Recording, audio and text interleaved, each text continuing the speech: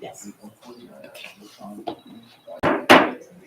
In accordance with Section 5 of the Open Public Meetings Act, Chapter 231, Public Law 1975, be advised that a notice of this meeting was made by posting on the bulletin board, town hall, and mailing to the officially designated newspapers a list of the meeting dates annually, indicating that this meeting would take place at the town hall at 7:30 p.m.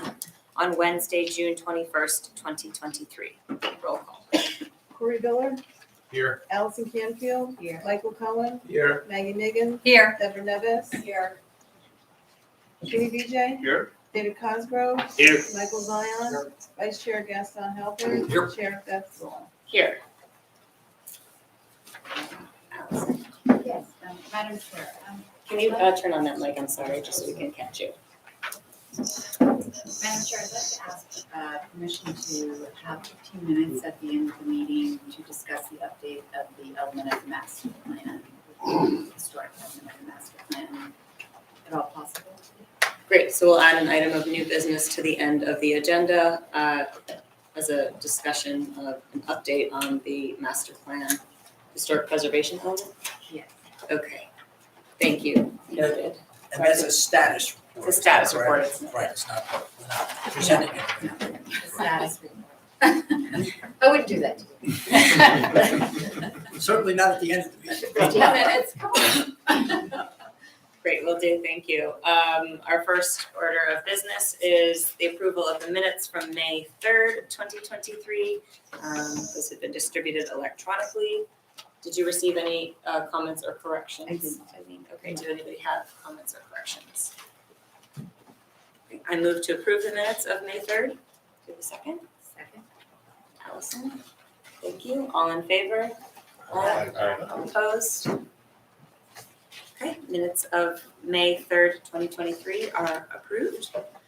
We have one memorialization on the agenda for tonight. We received two versions electronically last Friday, the first and then the second that I believe Ed corrected had the numerical line along the left-hand side for convenience of reading. This is application 23004 MSS Milburn Realty. Did you receive any? I did not Comments or receive any corrections? comments or questions or revisions. Okay, and did you catch any in the interim? I You don't have did not. anything, okay. I caught two before, so I figured that was enough. Perfect. Did anybody else have any comments or questions on that memorialization? Okay, I move to approve the memorialization application 23004. Wait a second. Second. Corey Biller, Yes. Michael Cohen, Yes. Maggie Miggin, Yes. Deborah Nevis, Yes. Judy VJ, Yes. David Cosgrove, Yes. Gaston Halbert, Yes. Beth Solon. Yes. Thank you. Moving on to our application for the evening. This is the matter carried from May 17th, 2023, which was carried from a previous meeting, application 22003, Annie Milburn Partners. Welcome back. Thank you, Madam Chair, members of the board, board professionals, and the public. John Inglesino from the law firm of Inglesino Taylor on behalf of the applicant, and he says Milburn Partners LLC. As you know, we're seeking preliminary and final site plan approval for a 149-unit inclusionary development located at 249 Milburn Avenue, and more particularly described as Lot 1 in Block 705 on the Milburn Township tax map.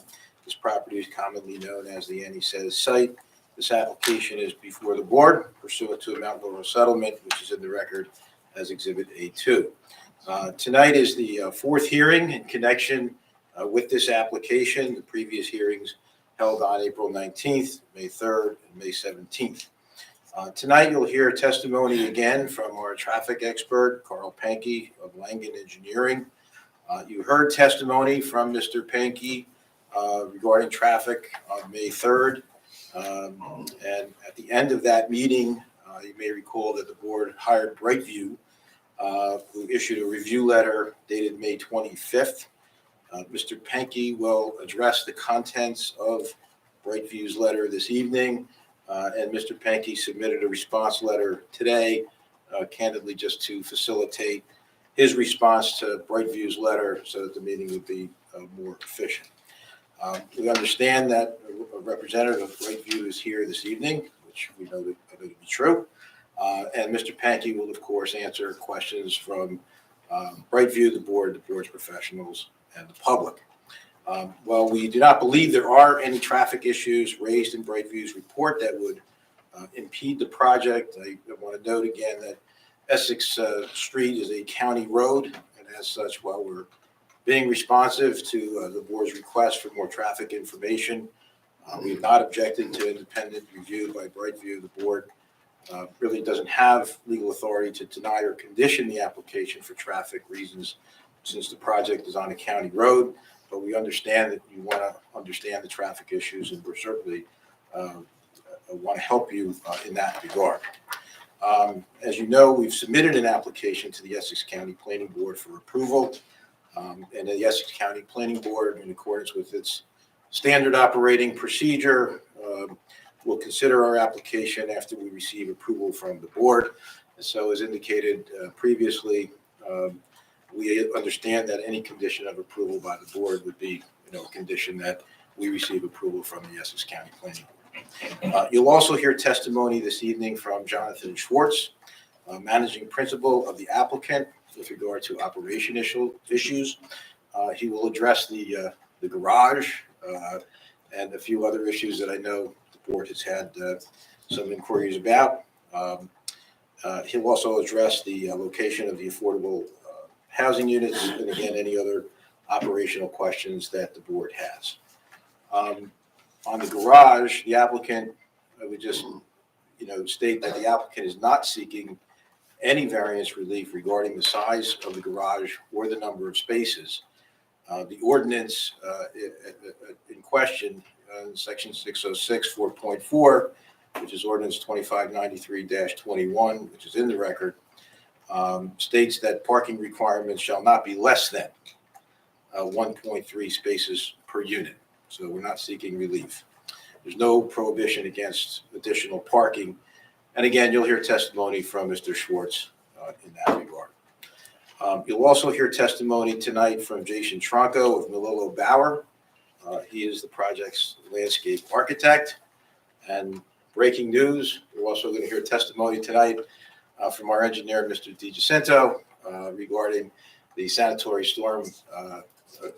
sewer analysis and his update to that as well. One more note, Mr. Guzak and I conferred last week regarding the issue of fire protection. The applicant has agreed to the N13 standard, which is the higher standard above and beyond what the Uniform Construction Code requires. Now, those standards may be complied with, I think, as you all know, by either wet or non-combustible standards. And we understand that the board would like the applicant to ensure sprinkler use in the attic or interstitial areas of the building. And the applicant will agree to install sprinklers in those areas as a condition of approval. So we wanted to make sure we got that out there to you. So having said all of that, Madam Chair, I'd like to call Mr. Pankey. We welcome him. Mr. Pankey, while you're getting set up, you understand you're still under oath, correct? Yes. Have any of your qualifications, credentials, or licenses changed since you last testified before this board? No. Okay. Good evening. Again, for the record, Carl Penke with Langen Engineering and Environmental Services. Probably the easiest way to proceed this evening is to walk through the comments as provided by Brightview Engineering in their letter of May 25th, 2023 to the board. So we'll work in that manner. The first set of comments really is under a subheading of site plan related comments. The first comment requested a reaffirmation of the ability of the design vehicle in SU-30 to access the loading area. To refresh the board's memory, Mr. Giacinto actually testified as to the design of the loading. The loading is provided to the north side of the access drive. The loading area was designed to accommodate what we anticipate the largest vehicle, an SU-30. Loading vehicles will range from as small as a cargo van to 10, 15, 20-foot box trucks. Those are typical trucks like that you could get from rental companies, and are consistent with the size of trucks that would be used for multi-bedroom apartments.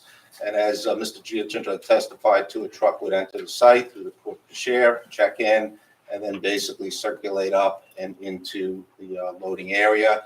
We have prepared the exhibit for Mr. Fishinger that shows the S330 being able to make that maneuver, and that is the largest vehicle. With regards to garbage pickup, Mr. Giacinto also had testified to that. The garbage is inside the building in a trash room. On scheduled days of pickup, the garbage is actually rolled out into the loading area and picked up in that area, and that's a managed situation by the ownership. And Mr. Schwartz could probably provide some additional information when he testifies to operations as to their contractual arrangements and how that works by building management. Mr. Fishinger then also provided a comment and affirmed that the sight lines from the driveway are adequate, as we've documented on the plans. But he did ask a question that was also raised by your engineer in the review letter to check the stopping sight distance associated with a vehicle coming around on Milburn Avenue and coming on to Essex. And if a vehicle was stopped prior to turning into the porte cochere area, if adequate stopping sight distance is available. As I testified to at the last meeting, we had actually checked that. An adequate stopping sight distance is available as you come around that lane. We've provided an exhibit for Mr. Fishinger to review to affirm that. But again, that was my testimony at the last meeting. Comment 4 in the Brightview report just affirms that the parking provided is compliant with the ordinance requirement as well as RSIS, and sufficient parking is provided. Comment 5 asks about the parking structure and what is done for oversized vehicles. The parking garage as designed is typical for a parking garage design, and it is typical for the types of vehicles that will enter and exit a residential community. Any oversized vehicles, which would be delivery vehicles, service vehicles, again, would be managed and would be in the loading area that is designed for those types of vehicles. Comment 6, Mr. Fishinger requests that we add some additional signage to make sure that we are properly controlling the loading area and that the only vehicles in that area are vehicles that are supposed to be there. And we'd be happy to comply with that and work with the board's engineer and Mr. Fishinger for the proper signage and proper number of signs to place in that area. Item 7, there was a request to clarify the EV spaces. We intend to comply with the current law for EV parking. The site is currently designed with 30 EV spaces, 10 which will be active to begin with, 20 which will be EV ready in accordance with the law to be converted and used as they are required. So the site is designed to comply with the requirements of New Jersey. Item 6, there's a request to relocate the stop sign on the egress, and we'll comply with that comment. I do note that under New Jersey state regulations, this type of a driveway, private driveway, sidewalk, and apron design actually don't require stop signs, but it's typical to stick a stop sign. If you look throughout the town, you'll see some of your driveways do have stop signs, some of them don't, but we will install a stop sign and we'll locate it to the satisfaction of your engineer and Brightview. Item 9, Mr. Fishinger points out that the striping opposite us on Essex Street doesn't have a defined shoulder. It's basically a wide lane, and he suggests that it might be appropriate to basically stripe in a shoulder. That really is a matter for the county. We have no problem bringing that suggestion to the county, and if the county is desirous of some striping on Essex Street opposite us, we can work with the town and the county to have that implemented. Basically, I believe Mr. Fishinger, and he could speak for himself, he's just trying to provide better definition and a little traffic calming by tightening up the lane. It is a little bit wider lane on that side of the street. So I believe that's what he's trying to get at that location. And then lastly, item 10 just talks to a existing pedestrian crossing and handicap ramp. We'll comply with that comment to the satisfaction of the town and the county. There's nothing that would prevent us with complying with whatever the town and the county want to do with that location. The next subheading has to do with the traffic impact study. Item 11 really just notes is a note that the study does use a proper traffic generation projections, and the rates are consistent with the current data published by the Institute of Transportation Engineers, as I testified to at the last appearance I had here.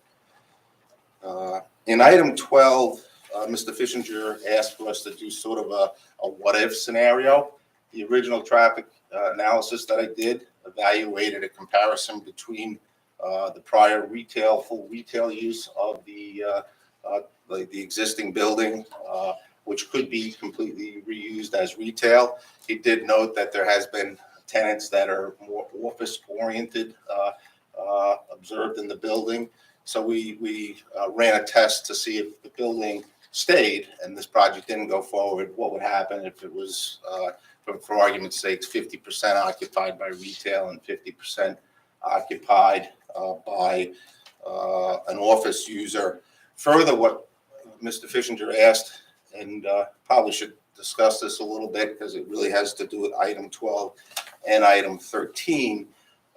What he asked us to do is compare not to just the total volume that would be entering and exiting the driveway for an office or retail use of the site, but also to what would be trips that would be generated on the adjacent roadway system. And the reason why he does that is retail has a characteristic to it that's known as pass-by trips. In other words, when you develop a retail project and place it on a major commercial corridor, there's a percentage of the traffic that's generated or patrons that are generated that are already passing the site. And then they're called pass-by trips. It's none other than you're heading home from work, you need milk, or you need to pick up something for your kid's project or something like that, and you're passing a particular store. You would be passing it anyway. You drop in, you pick up your item, you go out. While your volume is on the driveway, you as a driver upstream and downstream would have been there anyway. So what Mr. Fishinger is asking is, instead of just comparing to the total driveway entering and exiting volume, what would be the comparison if you discounted the traffic generation by those people that are already on the roadway? And for a retail development, the data shows that you could expect that capture trip is anywhere between 30 to 40%.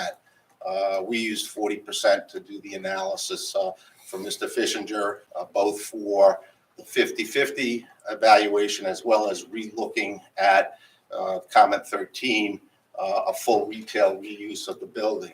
And basically under both scenarios, as I testified to at the last meeting, the proposed residential development would still be generating very similar or less, quite frankly, traffic, both on an hourly peak hour basis as well as a daily basis to the adjacent roadway system.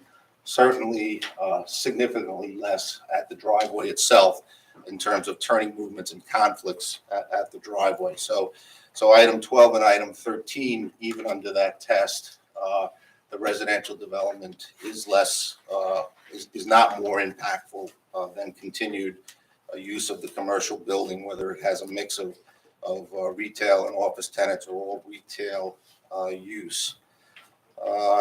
In item 14, and this is a discussion we had at the last meeting, the validity of traffic counts. Mr. Fishinger indicated that based on data that he had, he suggested that the traffic volumes, as COVID has settled out, would probably be, I think it's between 150 to 175 vehicles higher the AM and PM peak hours We actually, after the last meeting, did do another count on Essex Street in May of 2023. Those counts actually did show something similar. We were a little bit lower than what Mr. Fishinger was suggesting, but it did show a little bit of a bump. So we took Mr. Fishinger's recommended volume, redid our projections, added some growth with his volumes, and we also were able to obtain the traffic study for the residential development being constructed at the other end of the business district that's currently under construction, and we added that in also and reran our driveway analysis. As I testified to, our driveway has a lot of capacity to it, and the analysis still shows that the driveway will operate at level of service B or better during the peak hours. Mr. Fishinger also suggested that we consider doing a traffic analysis at the intersection of Holmes Street and Milburn Avenue. The reason being is a good percentage of our traffic is oriented to and from the east on Milburn Avenue, and the only way to return would be to exit the driveway, come up to Holmes, and return. So he suggested we analyze that intersection.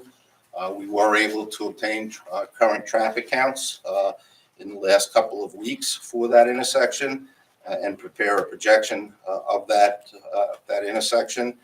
And the analysis at that location shows that the intersection will operate at level of service C or better with or without the project. So that intersection does hold up, and that analysis is available for confirmation by Mr. Fishinger. Item 16 really is a discussion as to really the impact off-site. That goes back to item 12 and 13 for the most part, in terms of comparative potential impacts to the adjacent roadway. If you factored out the pass-by trips, and as I indicated, our traffic is still similar to or less than the prior occupancy or use of the commercial building. We did provide for Mr. Fishinger's review how we calculated the directions of approach in a journey to work model. The real question is, would there be impacts on the community, the residential community across the street from us, particularly like Underhill and so forth? And we really don't expect any traffic, except for traffic that actually is going to points of origin and destination within that community to travel in that direction. The community basically across the street from us is isolated in terms of it doesn't provide any travel routes down to the east or to the southeast. So there's really no reason for traffic to cut through in that direction to the south and southeast.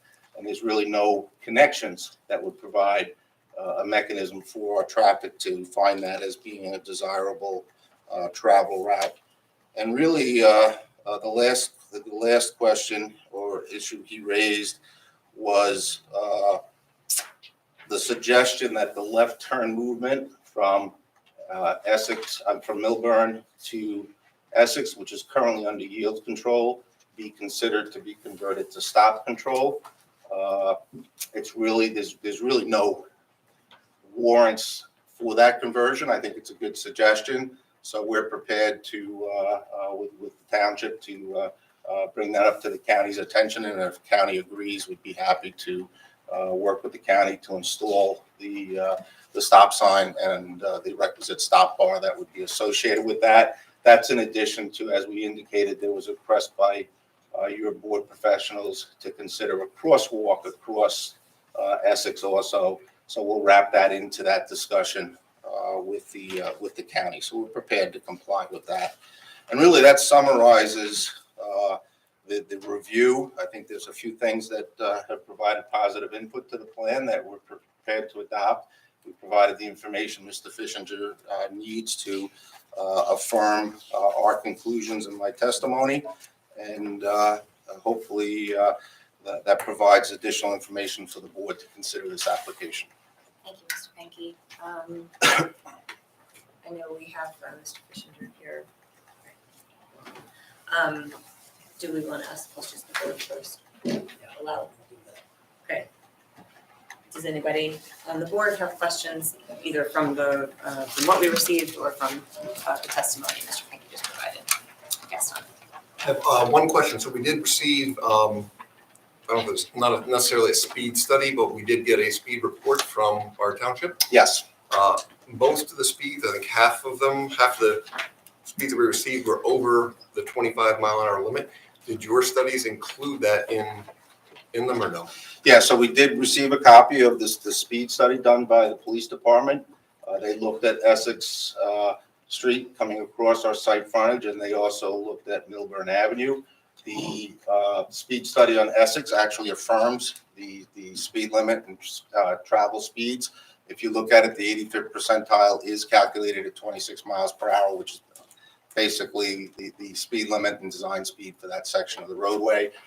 So you have a natural traffic calming that's occurring with that turn.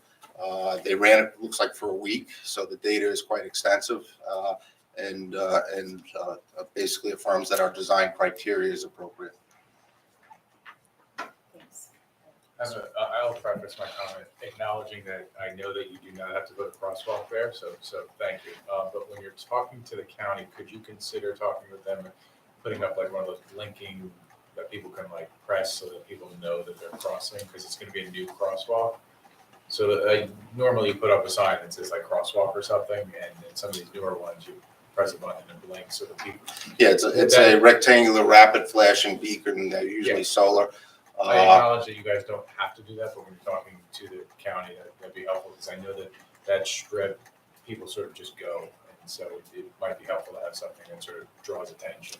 Yeah, there are warrants associated with that in terms of pedestrian volume warrants to move to that type of a system, and they aren't inexpensive. I'd have to talk to the client about that, but it is certainly something that could be raised with the county.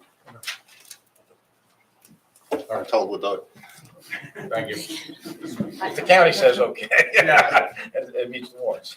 Great, thank you, Maggie. The original traffic study that you had done, how many days was that done on? Traffic counts are basically done on a one-day period. So it was only the first study that was done during COVID was only for one day? Yeah, and then it was, as I testified to, verified with township data that was available from prior traffic studies that were done in the area. So we had that data and we verified it with township data, and we also verified it with DOT data that's in the area. So how many days worth of data did you have? Well, the DOT data is ATR data. They're generally 7 days. The township data was same thing. They've done one day. It's typical in the industry. Volumes don't fluctuate that much day to day. So it's a one-day count, and that's standard in the industry. Mr. Fishinger could confirm that for you. So the traffic study that was done recently, how does it compare to what your study used? Yeah, so as I indicated, Mr. Fishinger was seeing about 150 to 175, but he was using data down the road from us. The count that we did in May was about, I think it was in the area about 100 higher during the peak hours. So it was lower than what Mr. Fishinger suggested, so I used his data.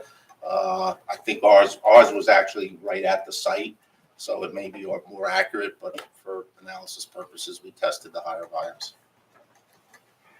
Were you part of the application? You're saying that the application has been submitted to the county already? The application has been submitted to the county, yes. Do you know when that was? I don't know specifically. I think it was many months ago, probably last fall. That's fine. Okay. Mr. Zion, do you have a question? Yeah.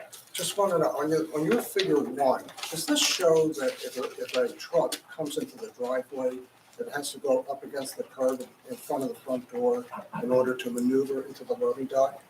It's the outside edge of it. The way that we ran this there, but you can see there's some play to both sides for a vehicle to. If there's a vehicle parked in front of the front door, could a truck have sufficient turning radius to maneuver into the loading dock? No, if there was a vehicle there, the truck would have to continue on until the loading dock was open. Yeah. And does that show that for a truck to get the loading dock, it has to pull back into Essex Street? It's pulling in the apron and a little bit into the shoulder area, It yes, has in to this pull case. into the shoulder to get back into the loading dock? In this case, yes, that's what we're showing. Yes. Yeah, I was wondering if you could talk a little bit more about the journey to work model that addresses the possible anticipated traffic volumes on Undercliff and South Mountain. Because I'm thinking about if I'm coming from there and I'm wanting to get to Lower Main Street, I'm probably gonna cut through that neighborhood instead of having to go all the way through town and then make a U-turn and then take a right on Main Street at Milburn Avenue. So I'm just wondering if you could talk a little bit more about how that model works and how it doesn't indicate that people would be doing that. Well, so the journey to work model is basically looking at demographic data as to where people that live in Milburn travel to every day and go to work. So that sets where things are going to. And then from that, you're able to look at the road system and how they would arrive and depart from the site, from those regional locations that people want to travel to and from. In terms of the residential neighborhood across from West Mountain View Road, and that area, I guess I would say from Whittingham Terrace, basically from there, as you go to the east, it's an isolated community. It really doesn't provide any connectivity. So there's really no reason and no direct path for somebody to travel through that neighborhood either to get to this site, because if you come up Park, you make a right, you can't make the left onto Essex. So you're forced to continue on Milburn. And if you're leaving this site, you obviously have to make the right on Essex. So your opportunities is to go up to Main Street to make the I left think the down. home's there. Right. Yeah. So as I testified to at the last meeting, the only cut through that could happen is, and does happen today, is if you're coming from the south on Main Street. We all know that the way to come in is you make the right on Ridgewood, and then you make the left at the Park, and you can get up to Essex and bypass the Main Street and Essex intersection. And that's clearly a cut-through pattern. As example, you have traffic calming, you have speed humps on that road. And certainly, as I testified to, there is a small portion of our traffic that would probably do that also. I think, if I don't want to speak for you, but I think one of the questions, or a question that I have, is that yes, you have to come out the site and proceed on Essex and then make that left on Holmes, which you Right. talked about, and then make a left from there and then a cut through, which would avoid having to come all the way into Milburn. You Correct. can't make the left on Main Correct. now, so That's right. you have to overshoot Main and do it. So in order to avoid that whole, coming into the downtown right here, I imagine people would short circuit it on Holmes and down. Would you come down, make a right on Parkview, and then come back Yes. on Mountain That's View? exactly what people would That's do. fine. Yeah, I will didn't know if nobody you do it? modeled that. Some might do it. Certainly have the park as a destination, but that would occur anybody using this site. So it really wouldn't change dramatically from the commercial to the things. But yeah, that it is possible, and I'm finding ways directs people to places you would never have thought of in the past. So there is that possibility too. Yeah. Was that what your question was? Yeah. Any other questions? I know, Ed, you have one? Yeah, you talked about, for number 5, I think the response to number 5 regarding oversized vehicles. You said residential type vehicle, I think was the term you used. Parking on site will accommodate vehicles typical to a residential apartment community. And then you go on to distinguish larger delivery vehicles. When you say typical to a residential apartment community, what kind of vehicle are you talking? Any kind of a passenger vehicle, up Pickup to truck?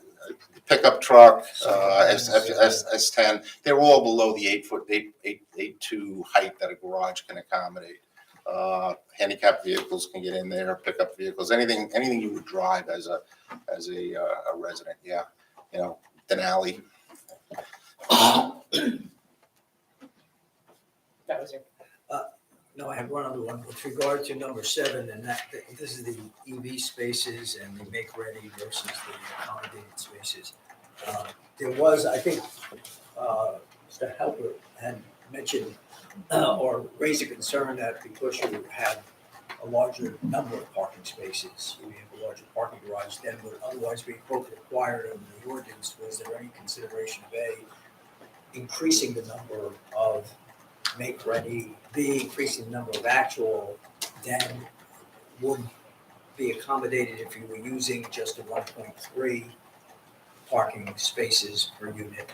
And secondly, I think the question was raised as to whether there was consideration of making sure effectively everything was make-ready or at least available so that if more electric vehicles come into play over the years, you don't have to, renovate the entire garage or ready to go, however you do that and however that's done. I don't know if that's, I haven't been involved with that evaluation. I can defer to the owner Okay. to talk to what they foresee. thank you. Thanks. So now we would go to public since you provided your testimony. Well, I'm wondering, We have a Brightview response. we have Mr. Fissinger here from Brightview, and while it's maybe a little bit unusual, I would assume the applicant would not have any objection to having Mr. Fissinger respond or comment on Mr. Penke's response. No objection at all. Okay, I think that might flow better than. Then opening it to the public for any remaining questions, that would hopefully. Agreed, we defer, Okay. we defer to you, Madam Chair. Thank you. Okay, so we will have you come up and have you sworn on in. Do you swear from testimony about to give in tonight's hearing be the truth, whole truth, nothing but the truth? I do. Your name for the record, spelling your name, please. Sure. It's Joseph Fishinger, Fishinger. I'm the Director of Traffic Engineering with Brightview Engineering, 70 South Orange Avenue in Livingston. Mr. Fisher, can you, just before you get into the substance of your testimony, can you just give the board the benefit of your credentials, your experience, and so forth? Sure. The bachelor's degree in civil engineering from Rutgers University, approximately 25 years experience in traffic engineering. First, probably 10 of that was in private practice, preparing traffic studies similar to what Mr. Penke does. Then I spent about 7 years as Somerset County's in-house traffic engineer, and then came back to the private sector. A lot of what I do now is municipal reviews for boards like this, or general municipal traffic engineering services. If a town needs a traffic light, needs a warrant report done, evaluate a stop sign or those flashing ped signs, those sort of things, is a lot of what makes up my work right now. I'm in front of boards on a regular basis, typically 2 to 3 times a week. I have Bloomfield tomorrow. And you're Morris at on your Monday. So your licenses are all up to date? I Yes, assume? I'm sorry, a licensed professional engineer and certified professional traffic operations engineer. And you have been retained by the township as the township engineer for special projects as directed, is that correct? Yes, it's been about 1.5 years since I've been brought on in the township to handle, essentially miscellaneous traffic engineering assignments, that stuff that either the in-house staff doesn't either have the expertise or just doesn't have the resources to do themselves.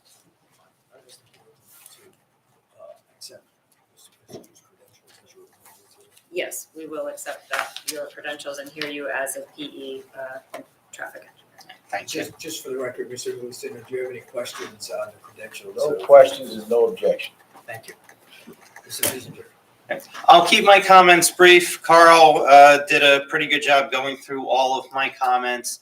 A lot of what I was doing was checking and confirming his math, and said I had the counts I had when I took a look at what he did. My numbers were higher, albeit they were done a little further away, actually, for a study I had done for the township.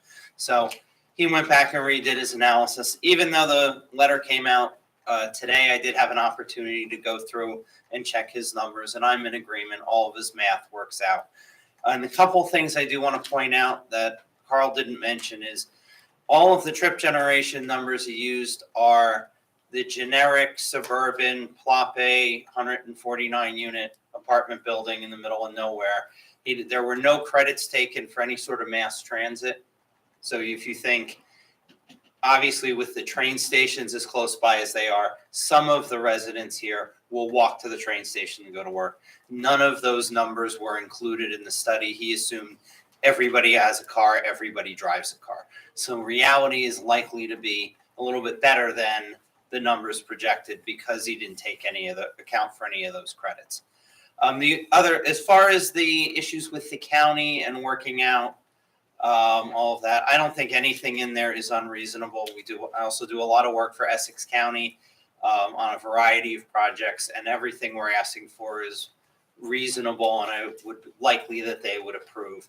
The one thing I will point out with the flashing or solar pedestrian signs, and you do have them in other places in town, is to keep in mind that the county is very likely going to say, well, yes, it's warranted, yes, you can put it in, but the county won't maintain it. So that the maintenance of that sign will either fall back onto the town or through some sort of an agreement with the developer. I'll leave who pays for it to somebody else to decide, but just keep in mind that the county is likely not going to agree to maintain those types of signs. Other than that, it's really, if anybody has any questions, Carl did a good job of going through my review letter and addressing my comments. Thank you. Did anybody on the board have follow-up questions for Mr. Fisher? Okay, thank you. Mr. Thank you. Lucido, do you have any questions of Mr. Kissinger? No questions. We'll have you see in case any questions from the public. Please don't go too far just yet. Great, so I'll open it up now. Open it up to the public. If anybody has questions of either Mr. Frankie or Mr. Fishinger based on the testimony that we just heard now regarding the follow-up report, we invite you to come ask any clarification questions that you may have. Hearing none. Thank you.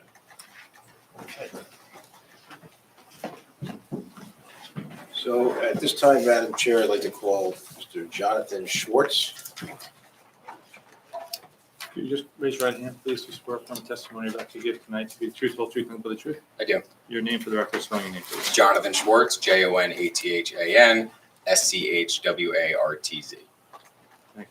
And Mr. Schwartz, can you just familiarize the board with who you are and what your role is with the applicant? Sure, I'm a principal with the Indy Real Estate Group. We are one of the members of the applicant. We are a 75-year-old family, multifamily development company. Been building in the state of New Jersey for many, many years.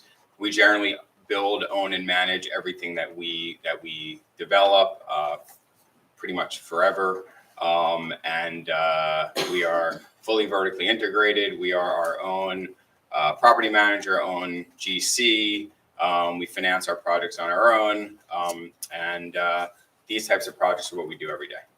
And you're doing some pretty, I'll use a highly legal term, you're doing some pretty cool stuff in and around Essex County, correct? Just so Absolutely. the board's familiar with who you are and the quality of what you do, can you tell Sure. the board a little bit about some of the projects that you have going on in Essex and Morris County? Yeah, so we have, currently we have 3 projects under construction. One is behind Essex Green in West Orange. That's 425 units. That was part of a very complicated redevelopment process where we took down 2 office buildings and are redeveloping 425 apartments. We also have in Chatham under construction 245 apartments, also part of a redevelopment project. Similar town, both similar near here and similar towns to this one. And we've built, we own and manage over 50 buildings.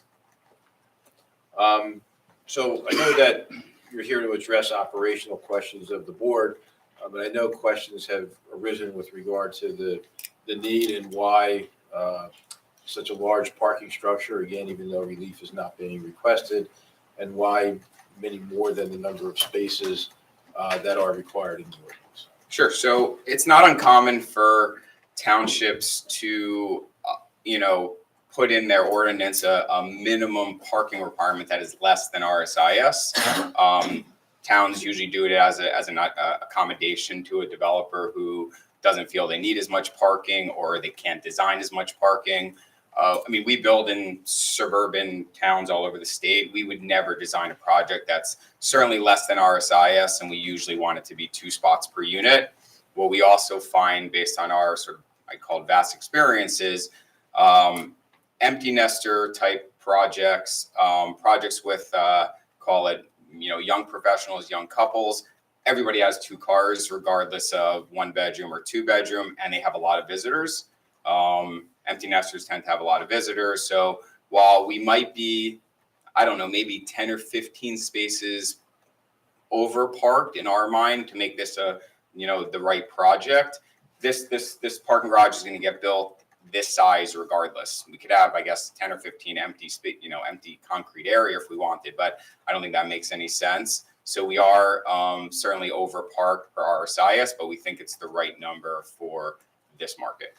And the demographic here for the market rate units are basically high income people who are renting by choice, correct? Correct. So it's possible that some of them may have housekeepers or people who will come in and clean, or family that come in, et cetera. Lots of visitors. And your experience is with that type of demographic that they'll have lots of visitors and the parking would be required. Correct.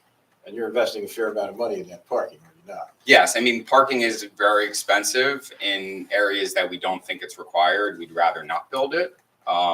In this case, we are, investing a tremendous amount of money to make sure we have the correct parking. And so in your opinion, because you are forecasting the need for these spaces, if these spaces were not developed in the garage, then your residents and their guests would be forced to park on the public streets or in the public parking areas around the facility, correct? We see it happen. We have projects where we are underparked. We didn't think we were going to be, and that's what people do. They park in the businesses nearby, on the street. It's what happens. So in your opinion, one of the benefits to the community by providing this parking is that you'll be freeing up public parking for other folks in Millburn. Is that correct? Correct. Okay. Now, with regard to, there were some questions raised with regard to the stoops along Millburn Avenue and affordable housing units. Would you care to address those issues? Well, the only thing that we had heard sort of a whole bunch of feedback on the stoops. No one seems to like the stoops for various different reasons.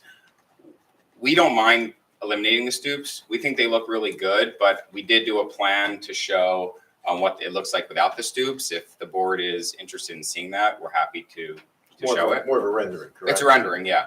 If the board would like to see it, we'd show it to you. Sure. Okay. Thank you. I don't know what exhibit we're up to.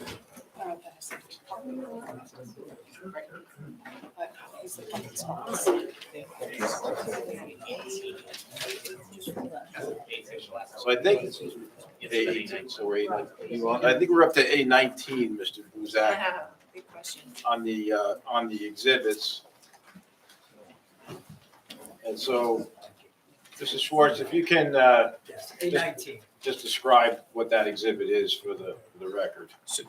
So this is generally the same facade. We just eliminated the stoops and the doors into the stoops. We ran the, existing upper floor facade down. We think it looks really good also. We're not opposed to it. And you did a little bit of landscaping there for Yeah. illustrative purposes, Yep. correct? And this exhibit was prepared for you by Mr. Raker, your project architect, is that correct? Yes, And he did that for you at your direction, correct? correct. Okay, I'm sorry. So if you can just describe the exhibit for the board. Well, I think I did. It's basically the same facade, just like I said, we ran the existing materials all the way down to the first floor as opposed to having the stoops. We think, like I said, we think it looks really good. And if the board, if their preference is to have the stoops eliminated, we would be agreeable to that. Do you have the rendering to compare side by side or no? No, we might have it here, and I may Yep, ask there it if you could put it up just so that Sure. everybody can see that side by side. Is it okay if we borrow it? Allison? Thank you. Do we know what number this one was? I know we've shown it before.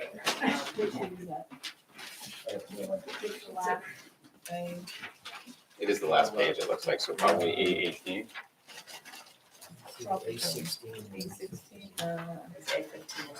No, Tom said- Yeah, please, Vanna. You want to be Vanna White? Yeah.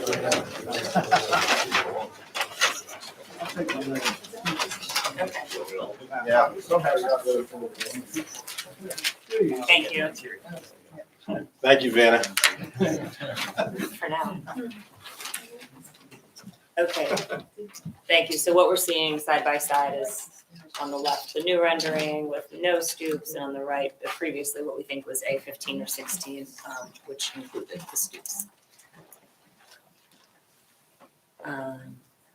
So I guess we, as a board, would have to take a vote on what we would Okay, prefer. we can have some discussion about that, but why don't we continue? Great. But Thank you for that. I just have one question on, how does the change, the elimination of the stoop in the door, change the interior configuration of those units?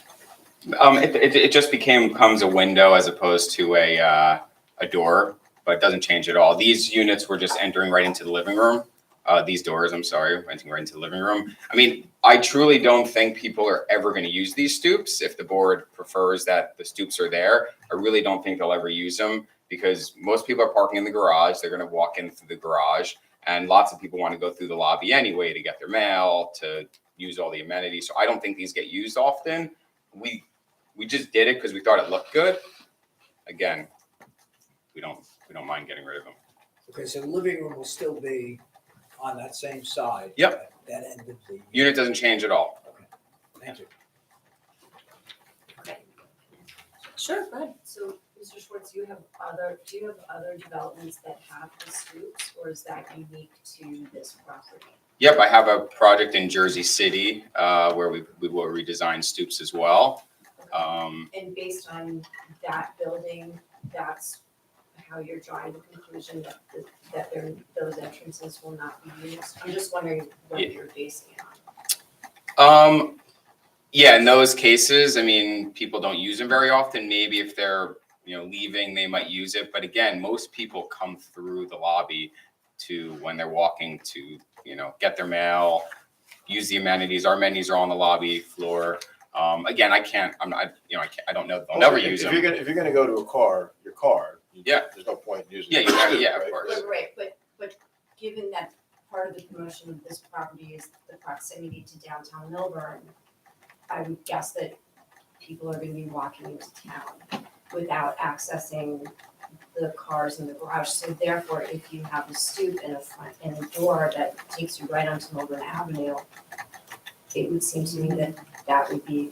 For those 5 units or 6 Yeah. units, I think they may use it. Yeah, I mean, but I don't think it matters one way or the other. Thank you. I'm just curious, you said you're working on a project in Chatham. Is that the project next to the Bottle King? Yes. Is that yours? And you said it was 245 apartments? Correct. And none of those have stoops? No. Do you plan on charging for parking, your apartments? Usually we charge for the second spaces, but we haven't determined yet if we're going to charge for first space or second space. So it's possible, like at the Upton, they charge for parking. That's why I'm asking. It's definitely possible. Okay. Yeah. Sometimes we include it in the rent, sometimes we don't. It depends. But it's a revenue source. Oh, yeah. Sure. The amount of, you were concerned about the amount of parking that could be taken up if you didn't build enough, but there's not any spots really down on that side of Essex as you go down. There's about maybe half a dozen, maybe 3 or 4. So there's also the parking deck that has extra spaces in it that people could utilize, like housekeepers or guests. There is a huge parking deck right a block away, I guess, is my thought process. So the amount of spots just seem large or extra. Also, are you familiar with, I don't know if it'll pass or not, but are you familiar with the new Senate bill that's out there by Paul Sarlo, 3605 Senate bill, where what they're trying to do is with these developments is reduce the amount of parking that people are putting in. So something that is so close to, say, the train station, it would be 50% of the parking rather than you're looking for 2 and it would be cut in half. Right. So I know the developer that's pushing that. I produced a lot of documentation. I was in disagreement on that for certain projects. I was upfront with her about it. I don't think developers in a lot of towns where there's a lot of walkability or whatever it might be, or not walkability, but I saw like Jersey City, Harrison, Hoboken, a lot of those towns where a lot of people don't have cars, they just commute right into the city. They want some of those parking requirements to get lowered. I don't feel that way for suburban New Jersey, especially higher rent locations. We tend to get a lot of cars. I mean, in all honesty, I've never had a town in all my existence trying to reduce parking. Structured parking.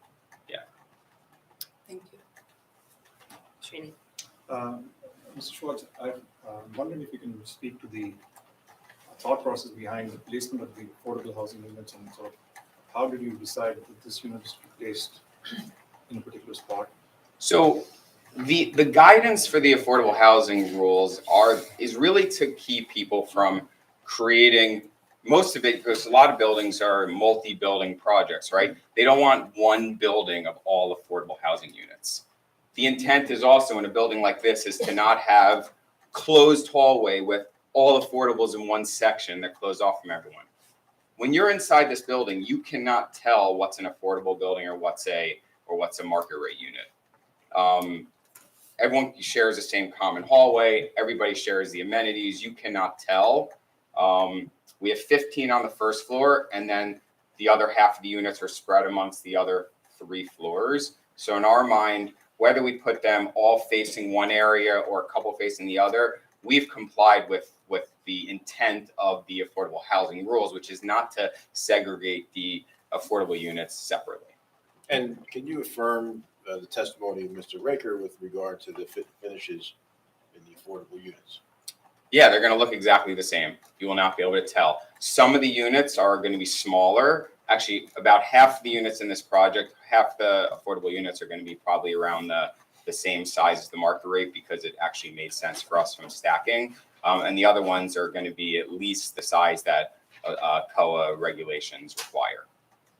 We had asked for the updated plans. Have we received those? We had asked for updated plans with square footages on every unit and how they were laid out specifically, because the plans that were used the last time were incorrect. So I haven't seen them. Has anyone else seen We those? did bring some plans, and we'll submit them as well.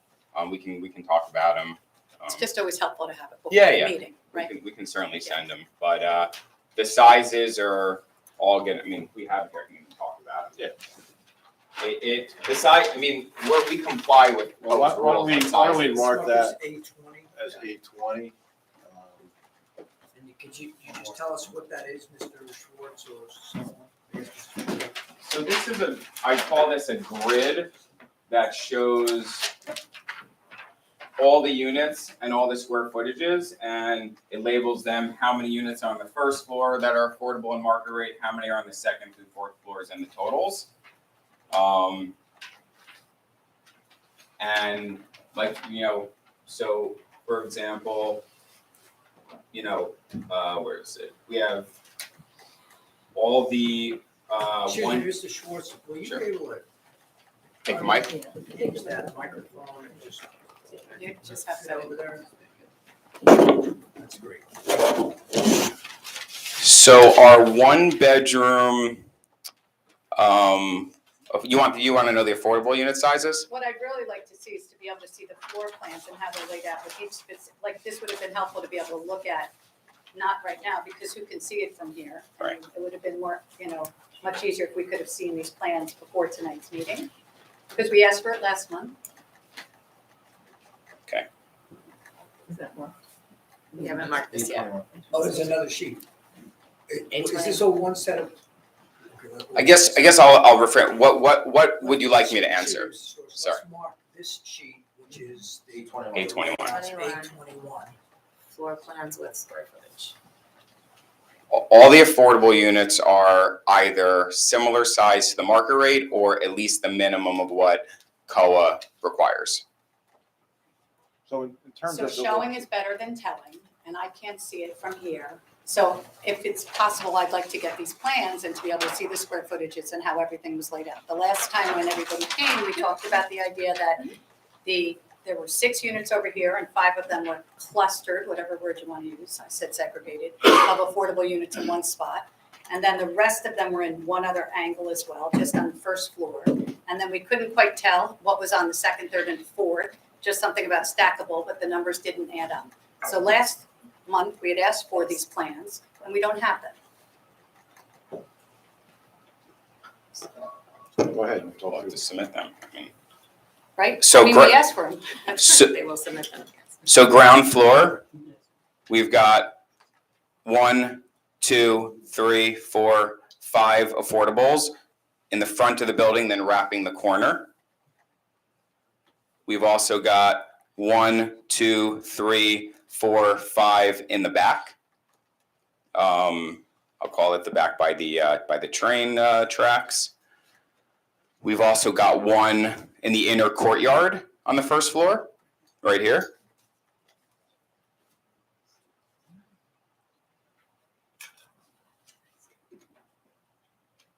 And then we also wrap here with 1, 2, 3. So does that should total 15?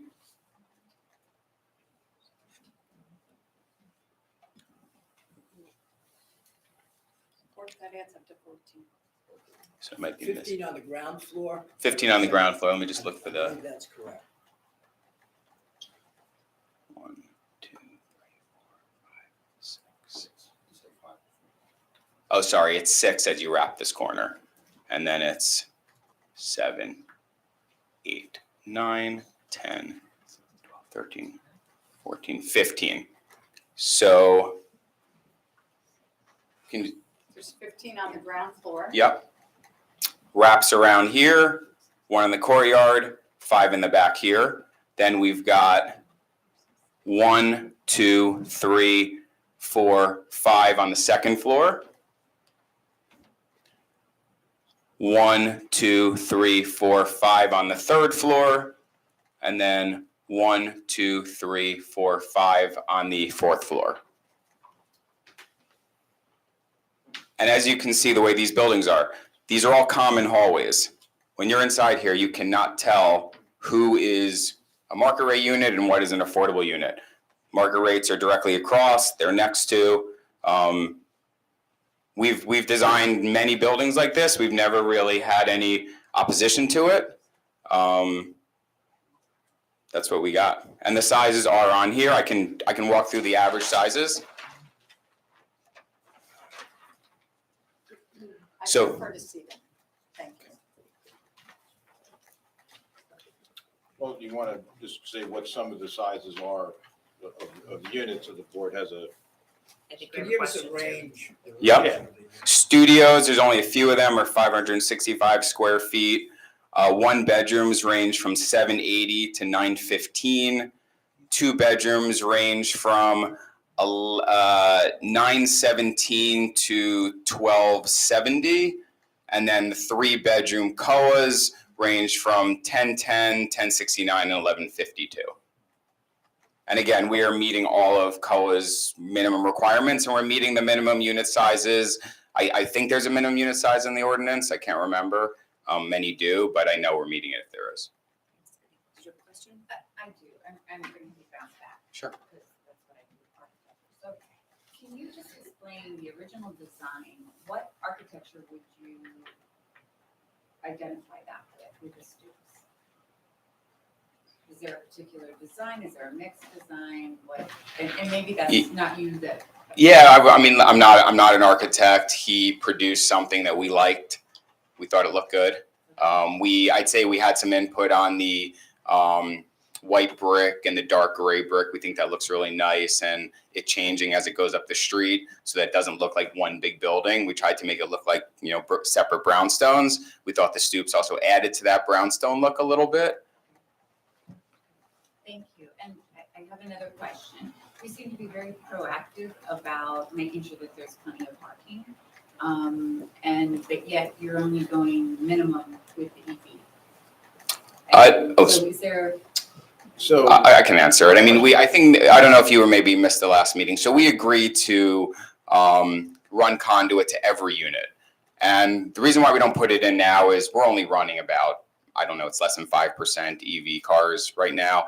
But we know in the future that if PSE&G and JCP&L figures out the issue of the grid being able to handle electric cars for this whole building, we've run the conduit for it. So for example, let's say we have 10 electric vehicles in here, they're all taken, and the next renter comes in and has one, and there's not one available for him. Within a week, we'll have it set up for him. So that's how we build our buildings now.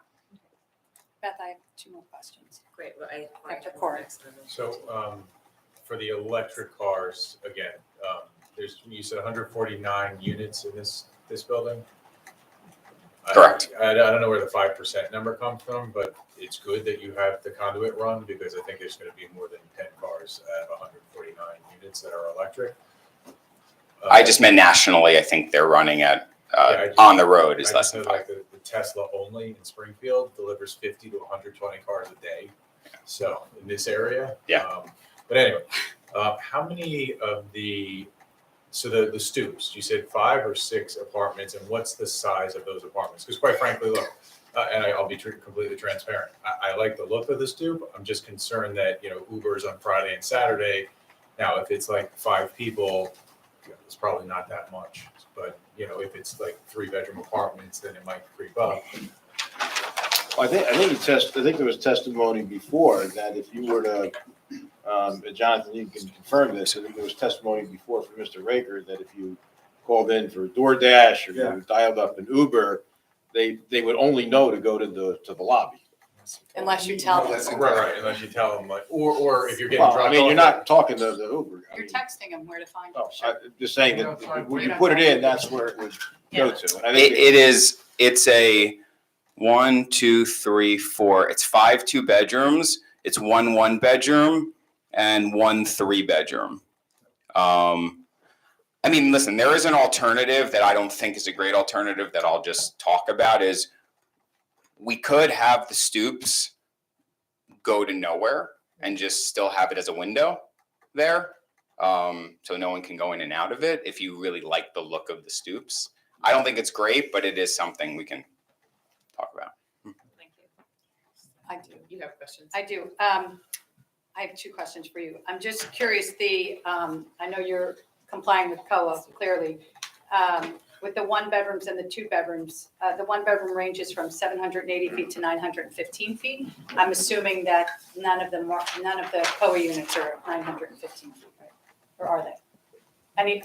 No. No, just so the bare minimum on the COA units, and as Oh, well as with it's- the 2-bedrooms as well? Oh, that's not true. This is our smallest 1-bedroom is 770. COA lets you go down to as low as 600 something for the 1-bedrooms. But what I'm saying is in your building, all of the COA units are the smallest amount of square footage, is that correct? Correct. Okay. I have a question for you. I'm just curious, what are you putting on your facade in your Chatham? I know it's all framed out. I've driven by it a few different times. It's all brick and hardy. It's going to be so very similar to what this is going to look Yep. like, correct? Okay. And do you know how much land that's on? I think we're about 5 acres. 5 acres there. Okay. And how many spots per parking do you have for that building? I think we're 2 spots per unit. You think you're not sure that? We're like just under or at 2 spots. I know we're either 1.9 or 2. And I will tell you, based on our project, if I was to design it over again, I would maybe design it more. We just finished a project in Fairfield. Rents are pretty high.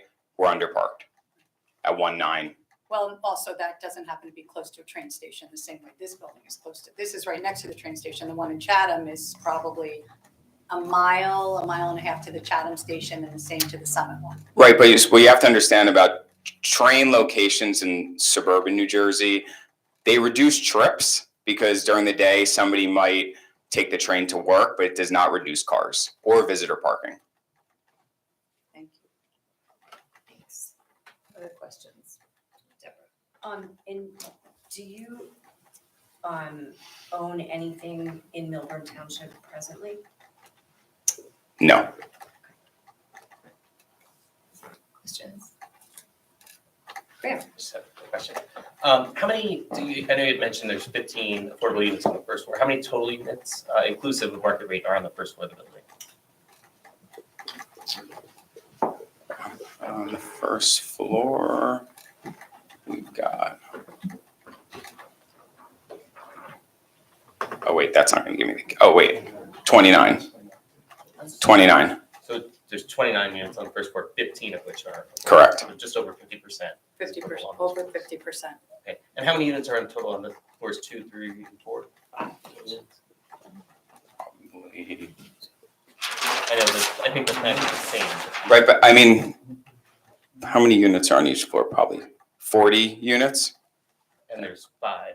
Yeah. total on each of those. Okay. But there's no, the guidance does not tell you have to have a percentage on either floor. It just wants it to have some units on each floor or spread out. Thanks. Additional questions? I have a question. There was some discussion, maybe you could review it from the prior meeting, so that people, the apartments that are in that back cluster, or grouping, I guess, near the train, if they want to go from their apartment to the lobby, do they have to go outside at all? They have to just cross this right here, this tiny amount into the lobby. We are talking somewhere around 20 feet Outside, covered outside. But outside. outside. But I mean, you know how many buildings we build throughout the state that everybody has to go to a common clubhouse? They all have to walk outside to a common clubhouse. There's nothing wrong with this design from any COA guidance or anything like that. But you didn't put the market rate units there. Why do I have to? Why wouldn't you? Why wouldn't you make, in my humble opinion, you're putting the COA housing units for the people having to walk outside. Rather than, it's not market rate, you have one little studio there. But those are all COA people that have to walk outside. I find it offensive, that's all. I think you got a question. With regard to refuse collection, that's private, is that correct? Private. It's private. And the refuse will be moved out to the loading area, is that correct? So the way it works is we'll probably, for a project of this size, have garbage and recycling twice a week. What happens, and so one thing I'll mention in operations wise is this is going to be a heavily managed building. We'll have a doorman, we'll have an on-site maintenance manager who lives on site, we'll have multiple porters, we'll have leasing agents. They know exactly when the garbage is coming. It's a private hauler. About a half hour before, they roll it out, garbage grabs it, take it away. And what do they roll out? Are they small dumpsters? Are they? They all, the trash rooms go down to a compactor. So it's a little box with all the garbage in it. Where's the maintenance manager living? You said he's living on site? We usually have a maintenance manager live on site. So, but I'm saying in one of these apartments or? Correct. One of the market rate apartments? It has to be a market rate unless he goes and tries to go through the lottery system and qualifies for an affordable.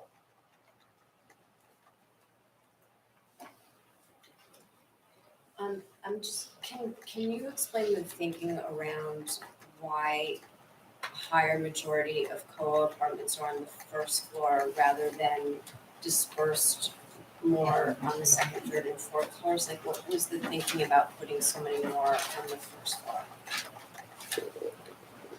I mean, generally from a construction standpoint, they try and stack them. So that's why they have, stacked here. We don't have enough units to stack more above. It's only 30 units.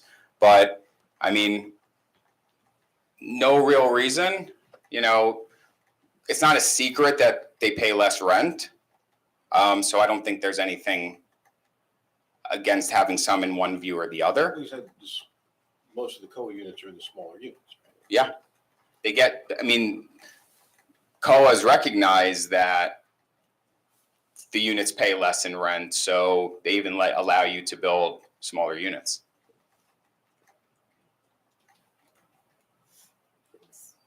No further questions from the board?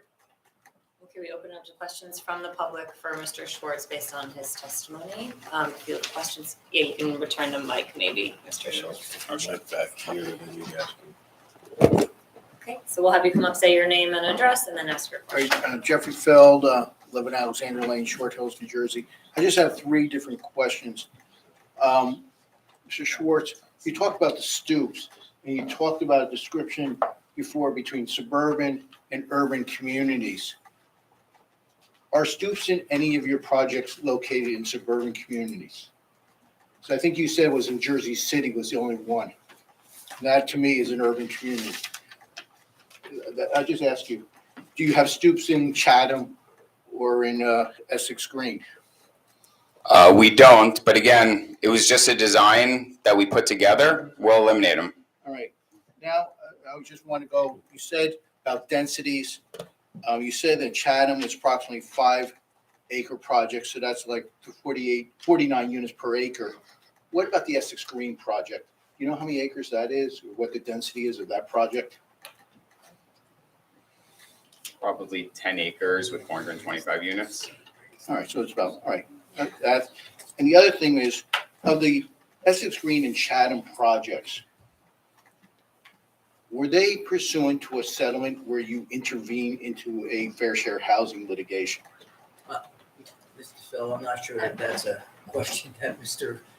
Schwartz can answer, B, that it relates to the testimony that. Well, I think he can answer because if he's a developer, but I'm just asking the question. If you're directing him not to answer the question, that's your direction. That's not Mr.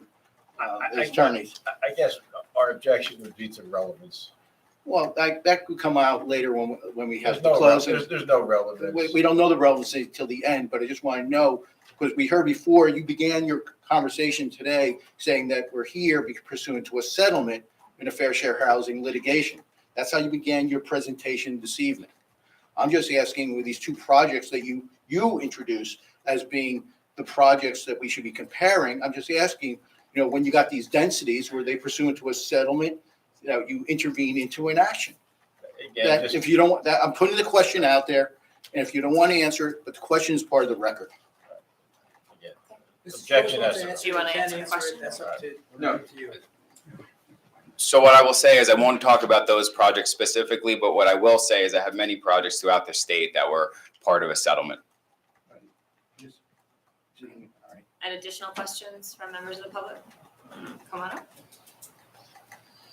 Just your name for the record. Ben Stoller, Stoller, 422 Miller. So, Mr. Schwartz, I love that Essex Green project, by the way. I've been there a couple times. It's nice. I'm trying to reconcile in my head from it's kind of a bizarro Alice in Wonderland type scenario here from a consistency basis. We bought the lot next door as a town for $3 million, so 6 employees didn't have to walk to a parking deck. I'm just trying to understand, is that parking deck offered to you for this building? Has it been offered as parking? No, so it has nothing to do with this project. Mr. Schwartz, can you just get closer to the mic and answer the question because the tape will not Sure. pick up. No. Thank you. Okay, so it's not. So I just don't understand the consistency for having 6 employees next door who are going to go to the parking deck, but having this parking deck. And then the EV spaces, the percentage of EV spaces allowable by law, you said we far exceed, correct? On the number of spaces we have in the parking deck. I don't. Or Well, I think we're Question. complying with what is required, but we're also going to be running conduit so that every parking spot can actually be turned into an EV station. And that's for the tenants only, including affordable housing tenants. Correct. Excellent. Okay, good. And then the last question I had really was on the stoops. If it is available, if they are taken away and you leave them just with the windows there, would that hurt your market business for renting those apartments? Is that a disadvantage to you?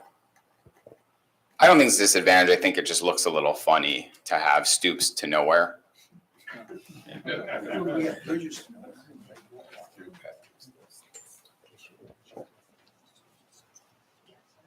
Okay, thank you. Any further questions from the public? Okay, I think before we move on to the next witness, is now an opportunity the board wants to take to talk about the stoops. I'd like to take this opportunity just to historically correct that historic houses in settings of this particular town, Actually, the foundation is much higher and out of the ground, so which it really was more of a stoop appearance. I think personally, historically, if you're trying to semi kind of mimic a brownstone, the stoops are necessary. And I think that it is very common in a more suburban setting in the downtown areas. And historically correct, when the foundations were raised, you had to walk up to stoops, my own house even, you were raised. So looking at this historically, it's a little more pleasing to the eye than just a straight facade. So I wanted to correct Mr. Feld in saying that this wasn't something, but it historically was something that you would see, maybe not necessarily brownstone stacked, you know, in every community, but certainly on homes that had foundations that raised above ground. So houses were, Thank you. given more stoops. Thank you. Did you have your hand raised or were you just? Okay. Thanks. Okay. Just before we go on, in your opinion, would that fit more of the character of the downtown if we left the stoops? I'm not an architect, but in my opinion, it adds that historic element. By taking that away, I think, with all due respect for the building in Chatham, when you drive by it, it's straight up. So I think this gives it a little more, how do I want to say, balance in a sense that it's approaching, but I am totally against having a fake stoop. So it has to lead somewhere. I do understand the concerns though about Uber and stuff like that. So I think the question that we could be asking is, with all of these other things that we're asking them, like stop signs and all of this, could there be some bylaw of some sort that does not allow for pickups? Well, I think it's the use of that county road. You're not allowed to stop there. So it's the sort of the prevailing traffic, you know, what is legal? It's illegal to stop there. So if a car's doing that, they're already, you know, breaking a law, using Milburn Ave as a. Right, as- but as- is there, as a driveway. could there be an enforcement or a written? It's also illegal to triple park down at the Milburn Diner, but there are Milburn Sandwich Shop, but that doesn't stop everybody. In fact, there's a problem with traffic stopping like that. I in think my that, opinion. that becomes, I think it's, you're right, it's an The deli, enforcement issue. that's right. So if and The- when, you know. Yeah. Mr. Book. So I think a lot of my comments and questions over the course of our several meetings have been a concern with sort of the look and feel of a four-story building right across from a residential building. So as far as the stoops are concerned, I'm sort of weighing the benefit of having a stoop, maybe make it feel more like a neighborhood kind of building, break it up a little with the potential harm of Uber stopping in front of it. And currently my thinking is if there's 7 apartments, the likelihood of Uber stopping there is, you know, maybe on weekends and occasional. And I think that the benefit of having more of a neighborhood look with stoops across from the South Mountain section at this point, I think in my mind, outweighs the potential for Uber stopping at 7 apartments on weekends or something like that occasionally. Yeah, I think probably the term maybe you're looking for is like sort of the pedestrian scale, you know, instead of walking along a building with, you know, just a uniform frontage, having the diversity kind of breaks it up for if people are walking or also as you drive, it just sort of changes. And if I can add to that just for a minute, I mean, ideally, I struggle with architectural style when it's, you know, to me, this, if you want to go with the brownstone look, you go with the brownstone look. You know what I mean? You don't kind of have to do this in another style here and you add this piece. So ideally, I feel like I need to say, for me, the stoops add a little something of, I think, what you're trying to achieve. But ideally, the ideal building would have been to have them individually look like brownstones for a community like ours. But they That's don't. a personal take. Yeah, we're just evaluating, right? Yeah.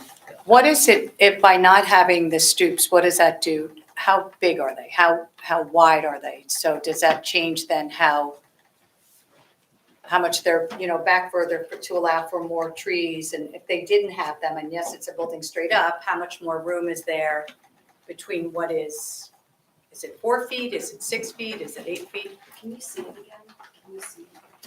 Oh, yeah, yes, do you mind showing us the side by side?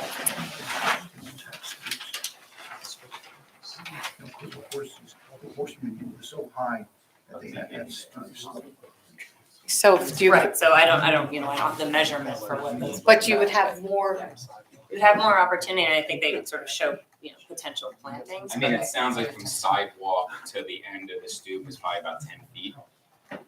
So we're picking up, I mean, if you take this white facade and this white facade, you can kind of see added planting in the whole area. and more green space. More green space looks nice. I have a question. Is it possible, Mr. Schwartz, to put into the lease for those who rent these apartments that they may not use them, access them for Uber and that sort of thing? Because we may know what the county road law is, but I don't think these tenants are gonna know that. Is there a way to somehow incorporate that? So, and I'm not aware, so I don't know whether that's legal or not. It's just so that it's in the lease that they cannot use the doors for the stoops to get a ride or pick up a package or anything like that. We certainly can put that in. I'm not against that. Not easy to, right, hard to enforce it also because once they step off of our property into the town road, like I have no jurisdiction that they happen to get into an Uber. Right, but at least yeah. it would be. And you probably, It would be in the lease. Yeah, maybe makes them think twice about it. but you probably couldn't ask them to leave either because those are the COA units, so you couldn't It's, well, you evict wouldn't, them. you couldn't evict somebody for No. that, but you put them on notice and if they don't comply, then I see at the Upton, because I'm by there all the time, and the Upton has all kinds of rules and regulations where things go on their decks, no grills, no towels, no toys. Go take a ride by it. Well, you can make requests, but We it becomes can, an so- enforcement issue. But just to clarify something you said, I mean, the affordable units have no different set of rules than the market rate units. If they do things that are, against things in their lease, we have the same rights to try and evict them. And Mr. Schwartz, how many of those units with these stoops are affordable? I think All of them, No, not all of them. all except one. Except one. Can't stop somebody from standing outside and smoking, sitting. Right.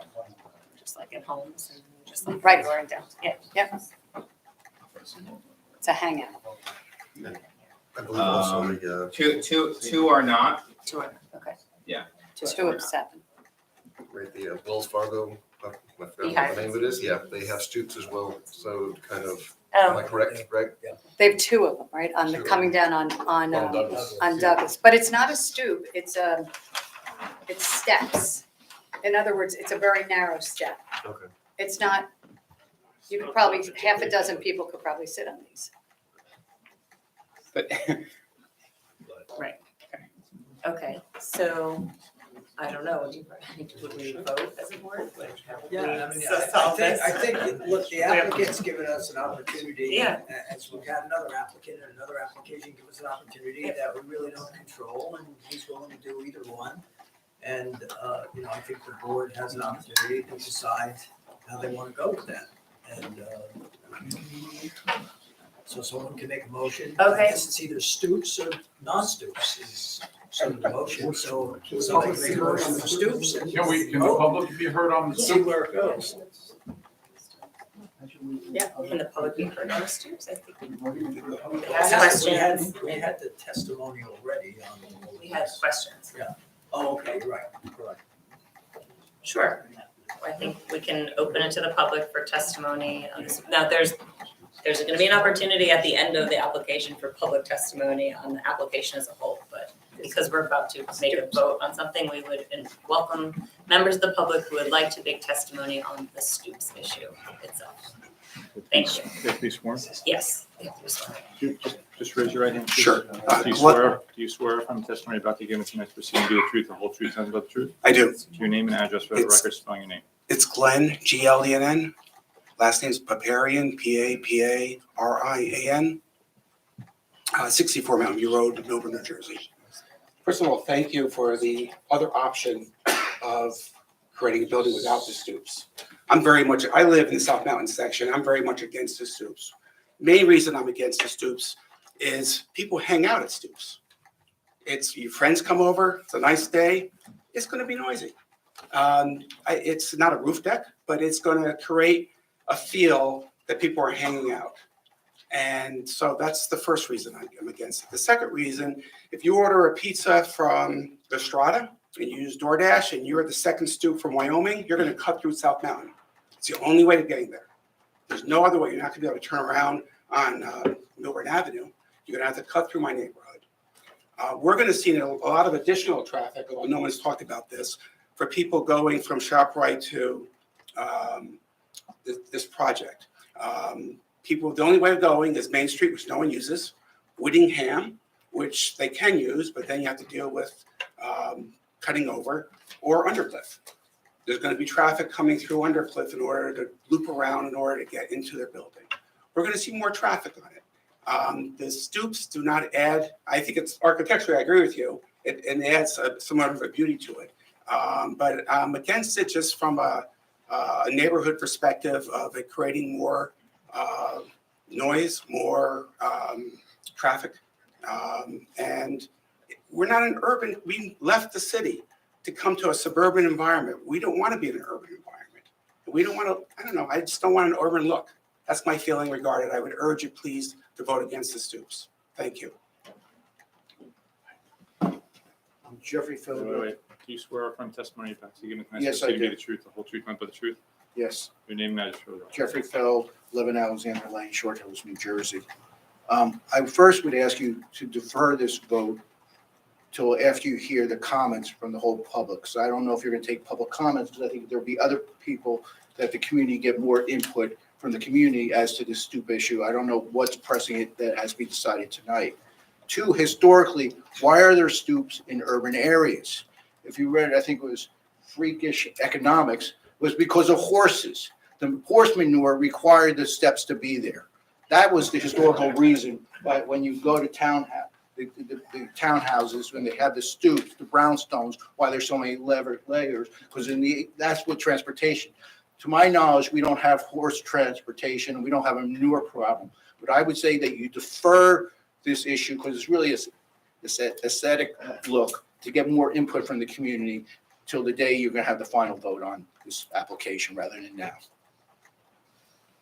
Thank you. Anybody else have comments, testimony?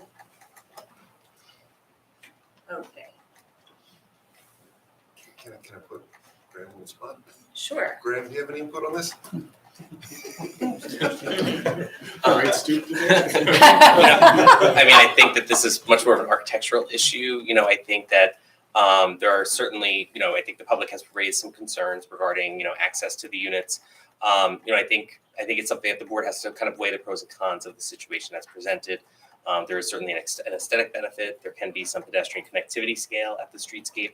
However, there are some management issues and some use issues that may be present as well. So this isn't really the answer that you're looking for, but kind of just keying up the points for you to consider as you think about this. Also, an expanded, landscaped area certainly could be an opportunity as well. So lots for you all to think about as you consider. So, Thank you. Sure. David. A question maybe for Graham. Okay, thanks. The apartment complexes that are across the street, down a block, but across the street from this one. Right, so Annie says, and then on the other side, about right here, one block down. Do they have stoops, those other apartments? I just don't know. I believe that those are common entries. Those are individual entries into individual units. So this wouldn't, with stoops, this doesn't match the closest apartment complex. correct. Yeah, that's a different configuration. Thank you. I have one question. Please. Since the landscaping issue was brought up, and I didn't look real carefully, maybe I couldn't see it anyway from here. But where you have stoops, in between the stoops, in between the units, will that area be landscaped under the proposal, or will that? In the current stoop proposal, there's landscaping between the stoops. Okay, Yeah. so it's the landscaping that you're missing is Continues. just where the We're stoop is. Exactly. Okay, thank you. Madam Chair, can I make a comment? I agree with deferring this and not taking a vote this evening because it is a very complicated, you know what I mean? I have mixed emotions about it myself. I see the pros and cons of both and they're equal. I don't know how the rest of the committee feels, but I certainly would like to have more time to take a look at communities like ours.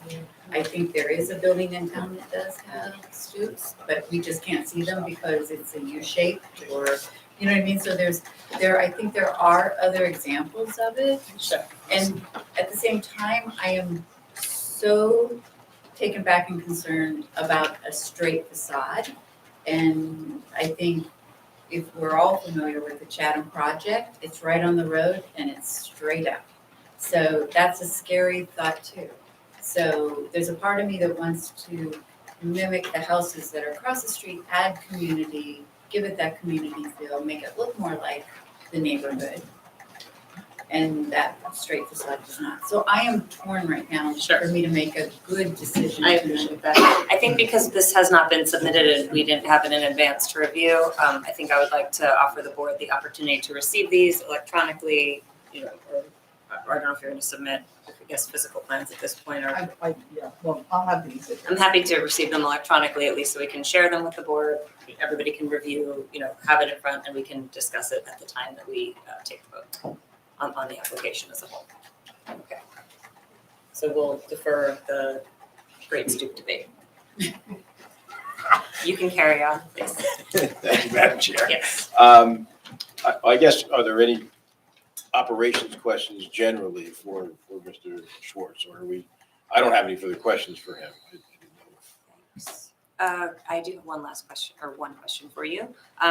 Is there any intention, I believe we heard testimony to this, but not from you, about possibly leasing any extra overflow spaces to members of the community or the business community within Millville? No intention to do that. That was it for me. Were there any other questions that folks had? Just one quick one. I think this was talked about, but I just want to hear it from you. The leases that will be entered into for these space, not the parking spaces, the apartments. It's going to have language about when move-ins can and can't occur. We schedule all move-ins, so management schedules them, and so there's generally not, multiple move-ins at a given time. There might be one in the morning, one in the afternoon, but yeah, we schedule them, not the tenants. So then my question is, how do you control that if a tenant says, I could care less when you want to let me move and I'm moving right? Oh, we would never allow them in the building. They don't have access, they don't have key fobs, they don't have anything. How about move outs?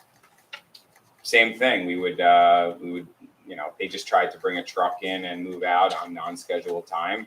We wouldn't give the movers access into the building. Thank you. Sure. Thanks. Okay.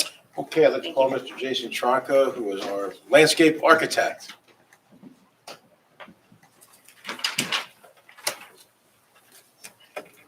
How many of these? There's just one, with your smart edge, then you can. Raise your right hand, please. Do you swear from testimony about to give tonight this proceeding to be the truthful truth and but the truth? I do. Your name and spell for the record. Jason Tronco, Tronco, Malillo Bauer Carmen, Landscape Architecture. So, Mr. Tronco, just give the board a little bit about your background, your educational experience, whether you've testified before boards, and any licenses that you. Sure. I have a Bachelor of Science in Landscape Architecture from West Virginia University. I'm a licensed landscape architect in the state of New Jersey as of October 2022. I'm a professional planner in the state of New Jersey as of April 2008 by exam. I've worked at Malillo Bauer Carmen for 24 plus years, led many similar projects in the state of New Jersey in front of many many boards like And you've been this. accepted as an expert in landscape Been architecture. accepted as an expert. Madam Chair, I respectfully submit Mr. Tronco as an expert in the area of landscape architecture You look very and good. professional planner. Well, no. No. Are you being heard tonight as a No, landscape no. architect? I'm sorry, landscape architect. Thank you. Thank you, we will hear you as such. So Malilla Bauer Carmen has prepared the landscape Yeah, plans. can we ask everybody in the audience, it's just, it's hard to hear folks, because it's getting picked up. Thank you, sorry. Appreciate that. So Malilla Bauer Carmen has prepared the plan and the landscape plans for the project under my direction. And we're gonna wanna label if you're gonna speak. to Sure. Yeah, let's mark that as an exhibit. We're at 822. So this is a colored plan of our plan set, the landscape plan within the plan set submitted to the board. Zoomed out a little bit to have some additional context. 22 that one? 822. You can initial it and date it.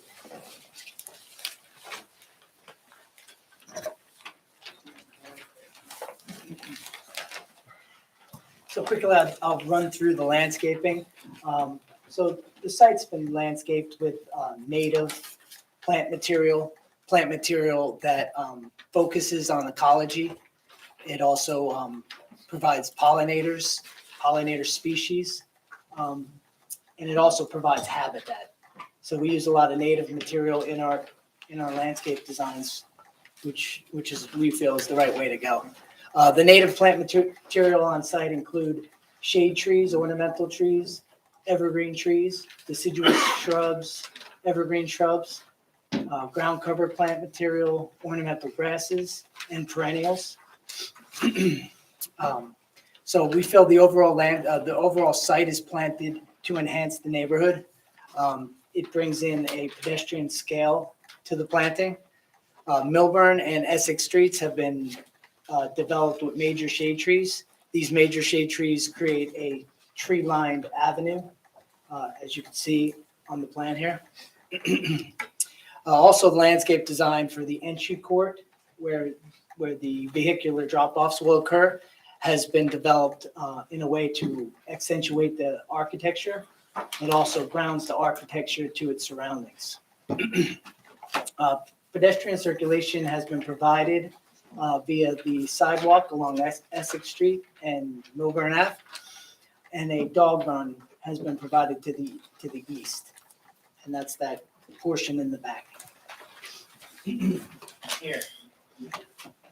In addition, an internal landscape courtyard has been provided for the tenants of the building. You, just. Sorry. Like Yes. go over this. So an internal courtyard, amenity courtyard has been provided for the residents. Some of the features in there are passive seating, barbecue area with communal dining tables, a lawn and panel for lounging and gathering. That's all within this area here.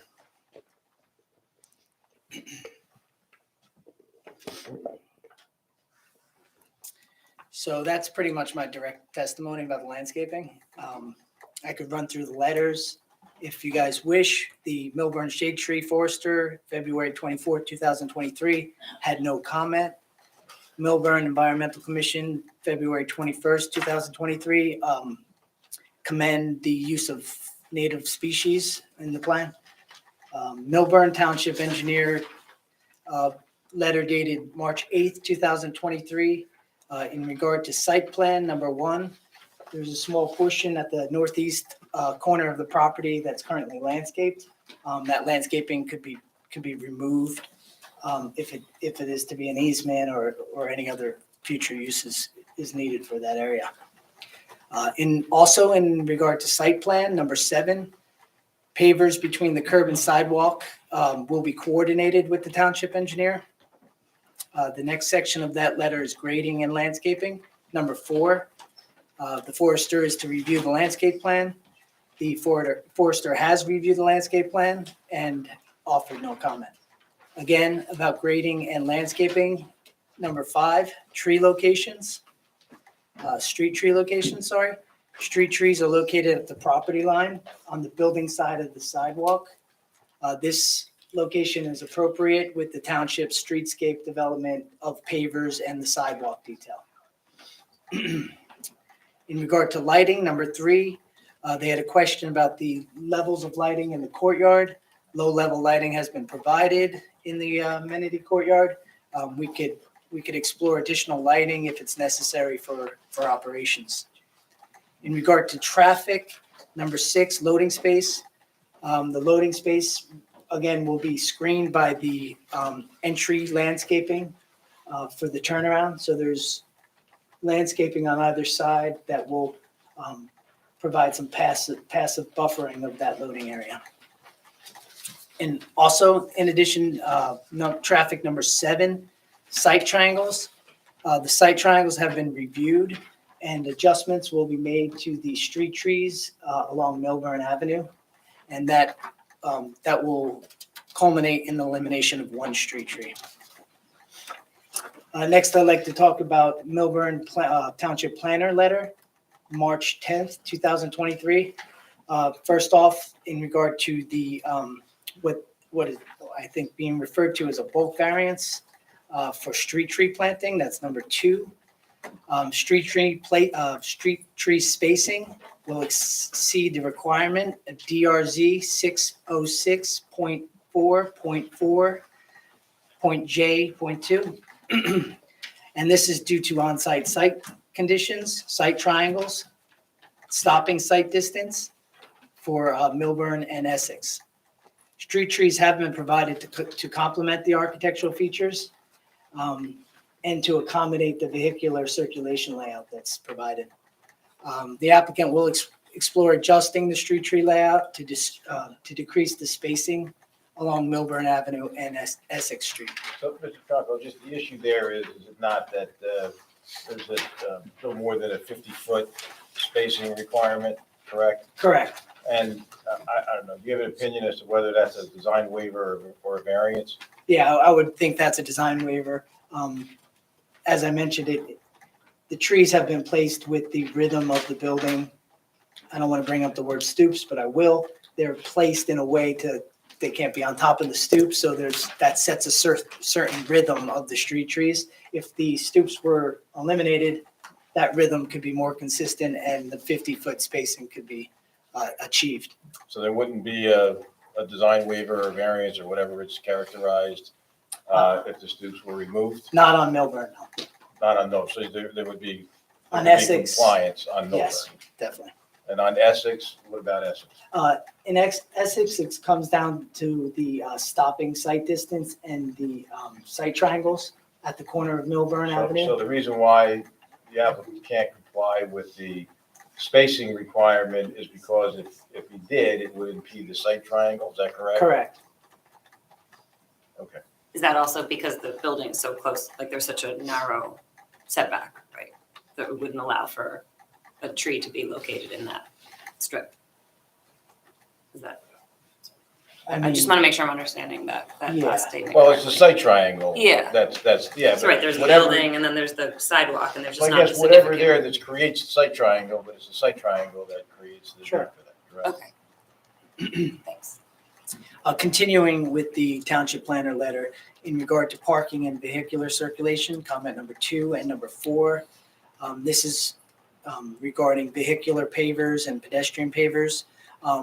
A color and pattern of those pavers will be provided. Material samples will be provided for review and approval by the planner and engineer. Also, in regard to pedestrian circulation, comment number 8. Streetscape treatments will be consistent with downtown Milburn. And then finally, landscape comment number 1 speaks about landscaping to screen the transformer. And we will screen that transformer to the north of the entry drive to the greatest extent possible. Just one last note about the fire marshal letter, February 27, 2023, number 4. He states a few comments about outdoor cooking devices and fireplaces. I just want to note that barbecue grills are located within appropriate locations within the courtyard for use by residents. And ownership will manage the use of those barbecues and also mandate all safety requirements and apparatus. Okay. That concludes my direct testimony. Thank you. Thank Thank you you. for addressing the comments of the professionals. Questions for Mr. Tronco? I do have a couple of questions. The lawn panel, what is the material? Is that a synthetic grass like you have in the dog run? In the courtyard? I don't recall. It should be synthetic because that helps with maintenance and not having to have a lawnmower, but we have done natural, synthetic, natural turf. Yeah. Yep. And then, irregular edge plank pavers, what is the material? One more time, sorry? The irregular edge plank pavers in the courtyard. Those are concrete pavers? They are concrete, Yes. and so one more question. I think I'll leave it for comment. Thank you.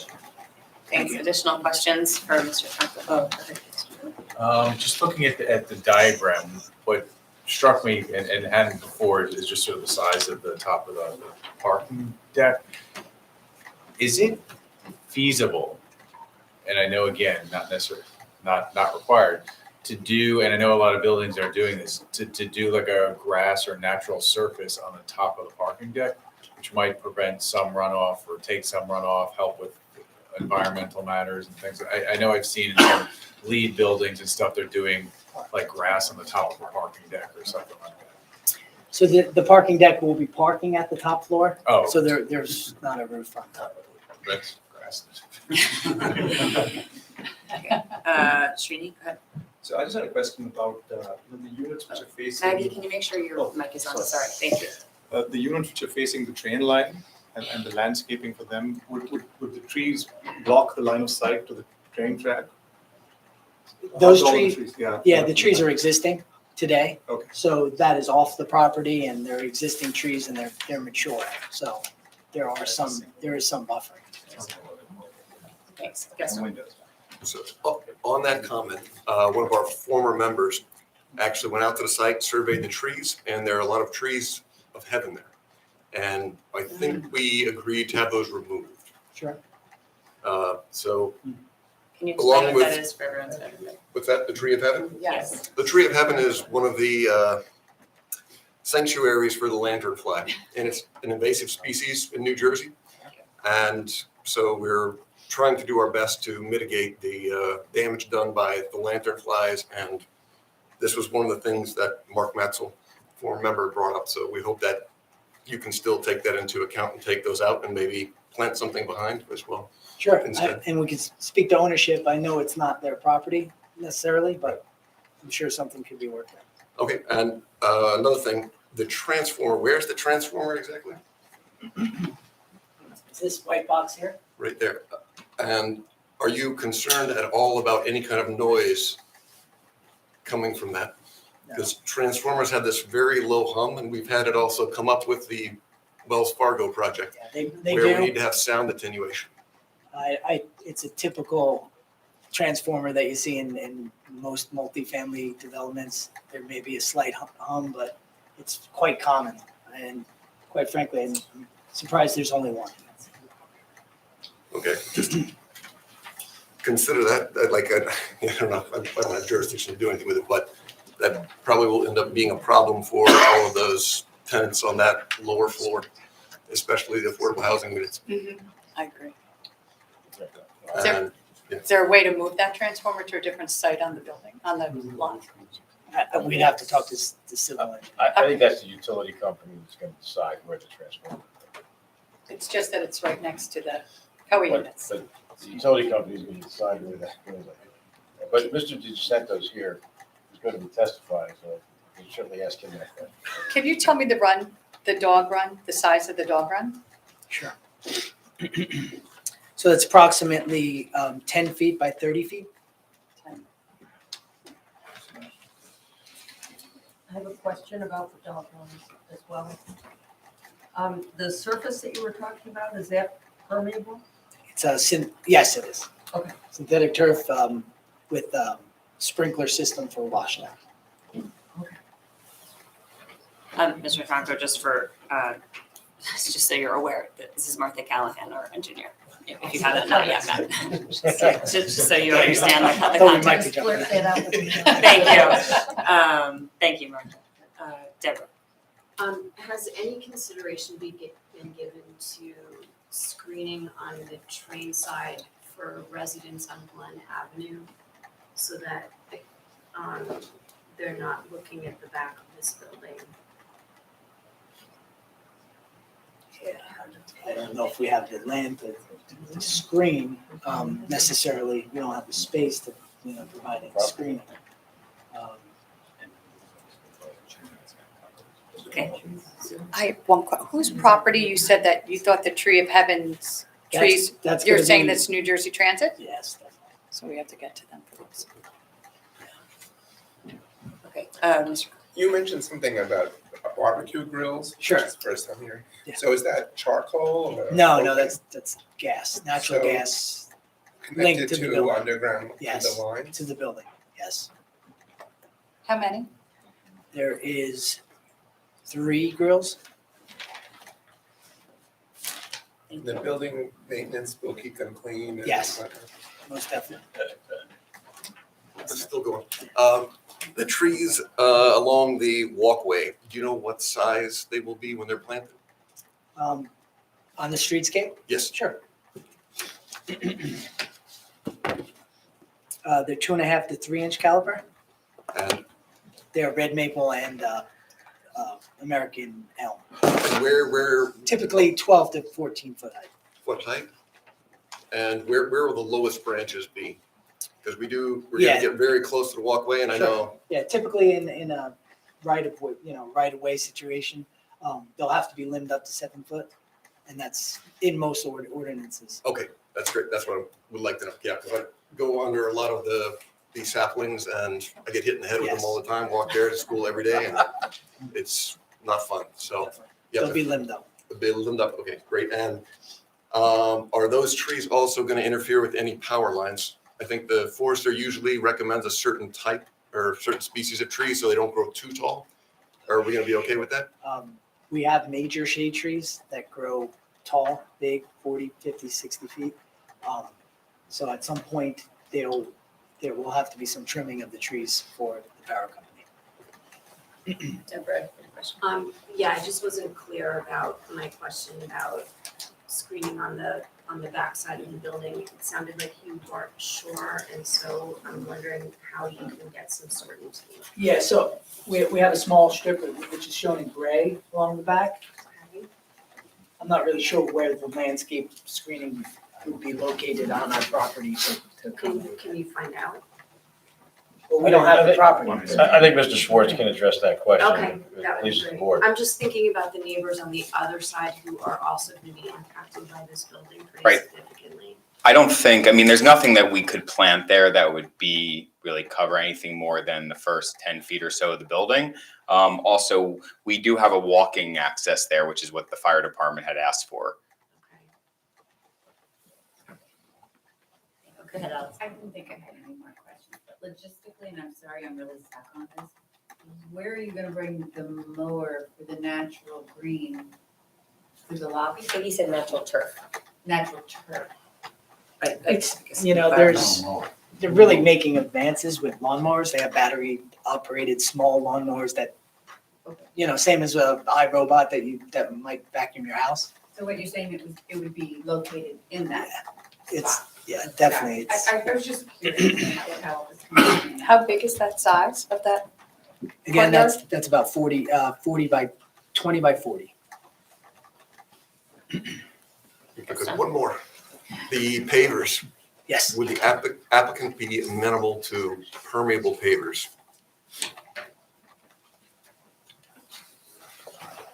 Can I add one more to that? Let's wait till, Well, it's to that. it's on the papers, okay. Yes. Or having natural or synthetic impervious between the pavers. So it gives more green. It just needs to be drainage, Yeah, get a little bit more in there. Yeah, so, pervious pavers would work well probably in the courtyard, but for vehicular areas at the entry sequence, they would want to be, more durable with the vehicular traffic. I defer to the ownership if, they would entertain permeable pavers.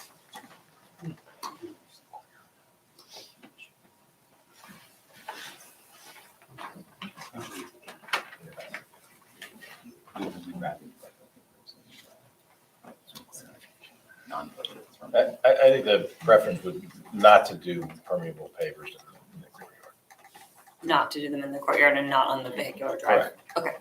Yeah, and with the pavers, they're sloped at 2%, so the runoff will dissipate to the planting areas adjacent to the pavers that will absorb the water. So as they don't flow through the pavers, but there is an ability to infiltrate that water that runs off the pavers in the landscaping. Thank you, Mr. Cosgrove. Yeah, two questions. You mentioned, this will follow up to the town engineer's question on the dog run. There's gonna be a sprinkler system that's gonna wash down the artificial turf. Yes. Where's that wastewater going? That dissipates into the gravel underneath the synthetic turf. And where does it go from there? Just into the ground, whatever's around the foundation? Okay. And the second part is on that eastern side, there's another slice of green on the side of the building closer to Milburn Ave. What's that, what do you picture that being used as, that green space? That's pretty much access for the dog run. So that's landscaped with evergreen trees and deciduous shrubs. There's really not a lot of area for any use. It's just nice landscaping, nice landscaped area. Okay. And what's being done with dog waste in that area? It's just picked up as it normally would be at the sidewalks. All right, thank you. Okay. Any questions from members of the board? Okay, questions from members of the public for the landscape architect? Okay, thank you. Up to you. Thank you very much. Thank you, Madam Chair. I'd like to call back Mr. DiGiacinto, who's the project engineer.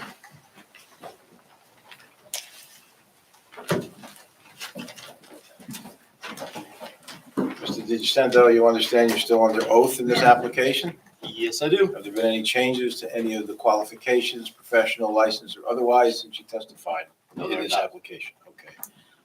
So, Mr. DiGiacinto, there was some follow-up analysis that you were doing with regard to sewer capacity, correct? Yes, for the sanitary sewer. Can you discuss that with the board and what your findings are and what your discussions have been with the board engineer in that regard? Yes, so we issued a memo on June 9th. It was addressed to the board secretary as well as to Martha, town engineer. I'm not sure if it made it to the board members. We looked at the existing flow generated from the former retail use. That is just shy of 3,000 gallons. It's based on 0.1 gallons per day per square foot. Again, just shy of 3,000. The proposed use, the NJDEP guidelines for 1-bedroom, 2-bedroom, and 3-bedroom are 150, 225, and 300 gallons per day per unit. That totals just over 29,000 gallons per day. So the result is an increase of 26,000 gallons per day, which equates to 0.04 CFS, cubic feet per second. As part of the evaluation, Martha was able to get the DPW to open those manhole covers that we were unable to open. They took measurements down to the inverts. We confirmed that the slope of the 8-inch pipe in Milburn Avenue is 0.9%. What that does is results in a 1.49 CFS full flow capacity, 0.75 half full flow. Again, our proposed increase is 0.045 CFS. That works out to be, typically what we do in the sanitary design is we use a peaking factor of 2, just so you get that instantaneous peak number. That peak factor results in about 10.8% of the half full capacity of that pipe and about 5.4% of the full capacity of that pipe. Our understanding from talking with the town engineer is that we are actually on the upstream end of this sanitary system. So there is less than 1 block of sewage being generated on Milburn Avenue. So our analysis, or the results of our analysis are we are going to have no negative impacts on that sewer as a result of this additional sanitary flow. And I don't want to speak for Martha, but when we spoke earlier today, she agreed that she concurred with the memo. Which I'm sure you want to say something.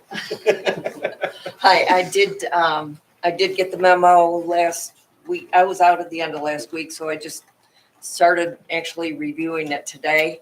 I looked at it. Excuse me, Mark. Just the record. Oh. We have sworn in all of our professionals at the beginning of the year, so the township engineer has been sworn and continues to remain sworn throughout your testimony. Thank you, Ed. Thank you. Okay. So I did review all the numbers today. They really, it seems like it would be adding a lot to the system, 149 new units. You actually use for apartment units, use smaller flow numbers than you would for an individual single-family dwelling. So his numbers all added up, and they really do contribute a very small amount of flow into the system. So I think that our system would have the capacity to be able to handle this.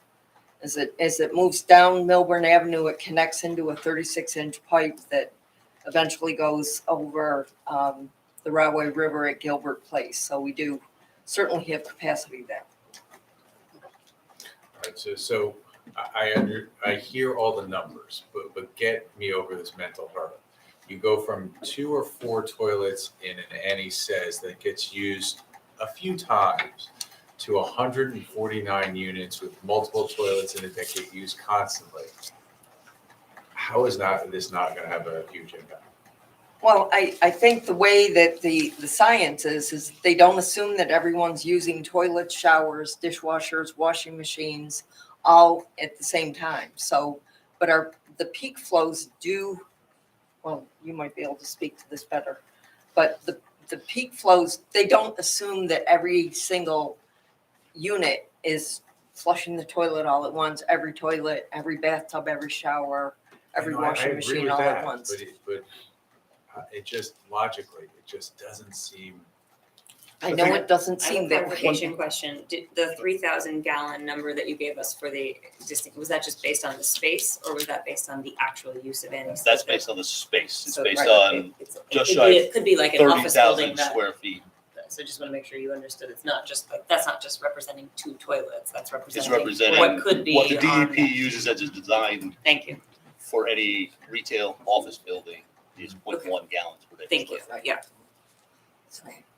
And did we, when you opened up the manhole covers, was there any inspection as to the sort of structural integrity of the pipes? And things like- They were in good shape. I mean, we do TV the lines and, they looked at the manholes. There were no repairs that were required. The pipes were in good shape. They could see that the flow was moving. There's actually very little flow in a sanitary sewer pipe. I've looked at miles of pipe because we camera the lines all the time. We're looking for breaks to repair them. And you'd be surprised at how little flow is, how small that flow is that is in the You are pipe correct. at any given time. Yeah. It's So- part of it is the capacity of the pipe. 1 CFS is somewhere around the order of 640,000 gallons. So cubic foot per second equals something like 640,000 Right. gallons per day. Per day. So it's, Right. these pipes have the ability to convey quite a bit of flow. Like I said, this could convey 1.49 CFS and we're only increasing by 0.04. 0.04 CFS, so. Thank you. Any questions? Mr. Tressi? Just a quick question, Martha. The leg of the sanitary sewer that this will be connected to, are there any of the other overlay districts connected to that same section? I don't think, is it further down? Is there an overlay like at the courtyard? Yes. We do have one there? The overlay, I believe, extends all the way to Whale. That whole side all the way down to Trader Joe's is overlay, has an overlay. Right. 40 units. And I'm just curious, I'm trying to get in my mind that this may not be a problem, but when those other projects come online, if they ever do, we've now let them do this, and now we have a problem with the flow. I guess we would have to deal with that if it happened. And, Okay. you know, we would look at that and certainly look at the capacity of the line and, All right, thank you. okay. Any other questions for Mr. DiGiacinto or Martha while we're here? Thank you, Martha. Okay. Okay, we'll open it up to questions from the public for Mr. DiGiacinto regarding the stormwater testimony. Thank you. Madam Chair. Thank you, Madam Chair. That concludes our case. Now completed testimony of our witnesses. All have been questioned by the board professionals, and the public. I don't have any further witnesses. So we have to have the stoop talk tonight. I would just add, with regard to the stoop talk, that I would just want to highlight Mr. Tronco's testimony that if you have stoops, then there would be either a design waiver, whatever you want to call it, on Milburn Avenue for the spacing of the trees. If there are no stoops, then we can comply with the ordinance in that regard. But we can't comply on Essex Street because of the site triangles, so. Thank you. Okay. Just wanted to check with members of the board before I open it up to the public for testimony. Were there any items that anybody wanted to bring up or discussion of things that we feel we haven't answered? Martha, can I just ask you a question? Do you know why those sewer manhole covers were welded shut? Apparently they, at times of storm events, they have surged or surcharged in the past. So that's like stormwater seeping into the sewer? It's from inflow and infiltration. It doesn't have anything to do with the amount of sewage that's in the line. It's the inflow and infiltration that we experience in storm sewers sometimes, and sanitary sewers. And where does the stormwater infiltrate the sewer system from? It comes in through joints, it comes in, some of the manhole covers are vented, so we actually have holes in the manhole covers in the sanitary sewer system, so it gets in through the manhole covers. And if your street is underwater, then that manhole is filled with water, if it's a vented cover. So We've been sitting so long, do you mind a 5-minute break? I need to use the facilities. We can take a 5-minute break and then we'll hear from members of the public. Okay, thank you. Great, so we'll reconvene at 5 of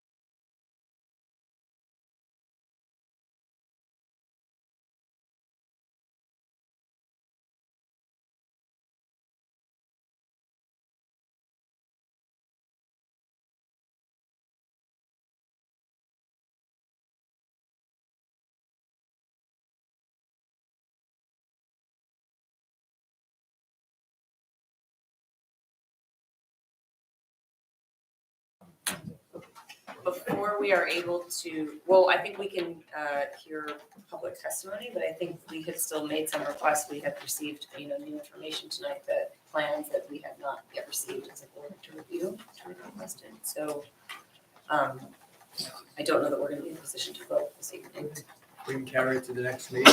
But we can Our next hear- meeting. hear public Yeah, testimony? yeah, we should Okay. Probably finish, try to finish. And and we wanna get that before 10:30 if possible. Okay. If that is the case, then we would only open for a vote at the next meeting. That's correct. Let's begin.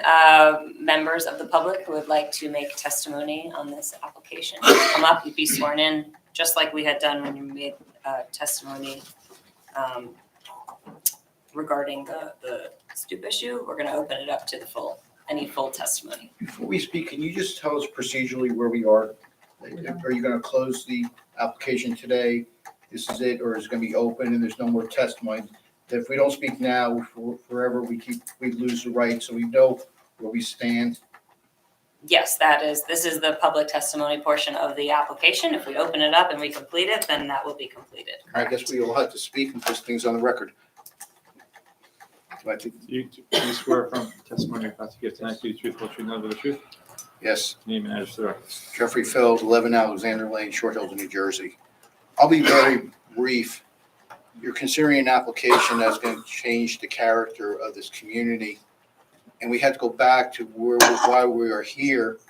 And it all goes back to a settlement that the public never knew the terms of. And it goes back to, before it was approved, that your hands are being tied. And I just want you to consider what you had to do today. That when we talk about the stoops, that goes back to the character of what we're changing of our community. Where we heard the word that we are a suburban community, question is whether it's going to be urban. The question is, was the community aware of all these changes that occurred? The changes of density. We know this project, I think it's more than 60 units per acre. The public never knew about that. Did not know about the high rise, the capacities. Just remember the context that you're going into. And the question is that there was a case that came out yesterday from the appellate division that a settlement can be voided if it was incurred by fraud or some extraordinary circumstances. That's all I have to say tonight. Thank you. Other members of the public want to make testimony to this application? Raise your right, do you swear from testimony you're about to give in this hearing to be the truth, whole truth, nothing but the truth? Yes, sir. Your name and address. Ben Solar, 422 Wyoming Avenue, Delaware, New Jersey. Good. So just again, I just want to have on the record that we need to be consistent in these projects. From a parking standpoint, more parking is usually good. We know that from the lot next door to here that we paid $3 million for 6 employees. Everyone just went apoplectic on a transformer near some COA apartments when we're putting 75 COA apartments wedged between a train line and a substation in town. So, I want to understand that there's consistency through our planning processes and zoning. Thank you.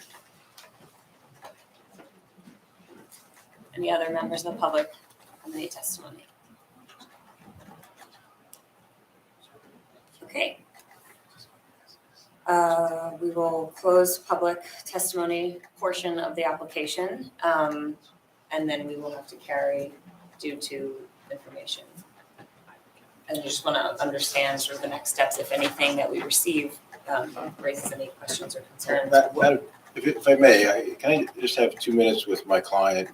Our expectation was that there would be a vote tonight because we're finished. We may or may not withdraw the alternative Stoops plan. If I can have just a 2-minute recess to confer with my client. You can have time, that's fine. I just do want to remind you, the notes I have from the 517 meeting say that you committed to providing the chart summary of square footages before our next meeting. So I do have that note, and I think that is, I don't know if that is related to the issue at hand. It sounds like it's different. It's not, but yeah. I would say that the chart studies are not material to any relevant It was consideration requested by and you the board. agreed to provide it and, Well, yeah. The chart information is not relevant to any legal basis that the board could invoke to deny the application.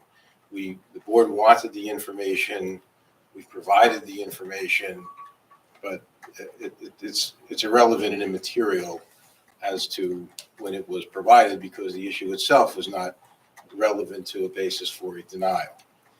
You know, we've represented, we'll comply with all the COA rules and regulations. We've provided some additional information for the board to view because the board's asked for it. We want it to be accommodating, but candidly, I don't see how that's at all material to a vote of yay or nay on the application. But if we could just have 2 You can minutes, take 2 appreciate minutes. it. Yes.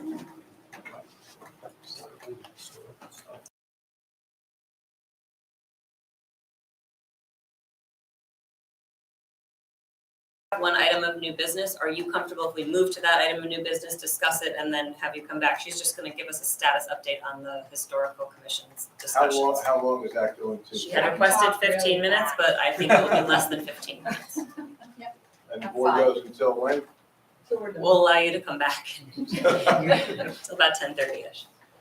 Well, no, I think we're Okay. hoping for a vote, so I just need 2 minutes. Sure. Okay, then let's just pause it.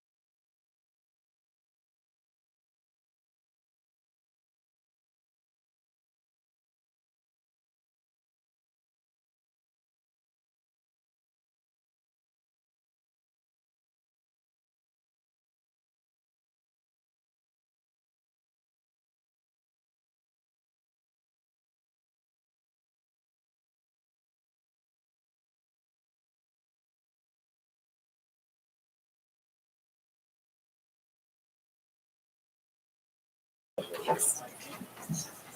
I'd like to, may just make my closing statement. I think that would be, this would be the. But I believe there was one last question that you had, Allison, But or? it was to the board, and that is if we are going to choose between which, you know. Let's let him make his closing statement and then we can have a discussion, I Okay. think is. But I mean, it does have, it is relevant to where the units set, which we have not had a visual as to those units within that lineup of where the stoops. So how can we make a decision based on the architectural, you know, the stoops or not the stoops, without having the information in front of us as to where the units lie within that space? I Testimony, think we have- testimony is that the units won't change. I think we have all the plans.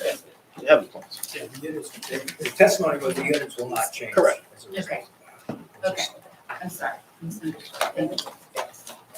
All right, thank you, Madam Chair. So, Madam Chair and members of the board, first on behalf of the applicant, we want to thank you for your time and your attention to this application. We understand you're all volunteers. We all deeply care about your community.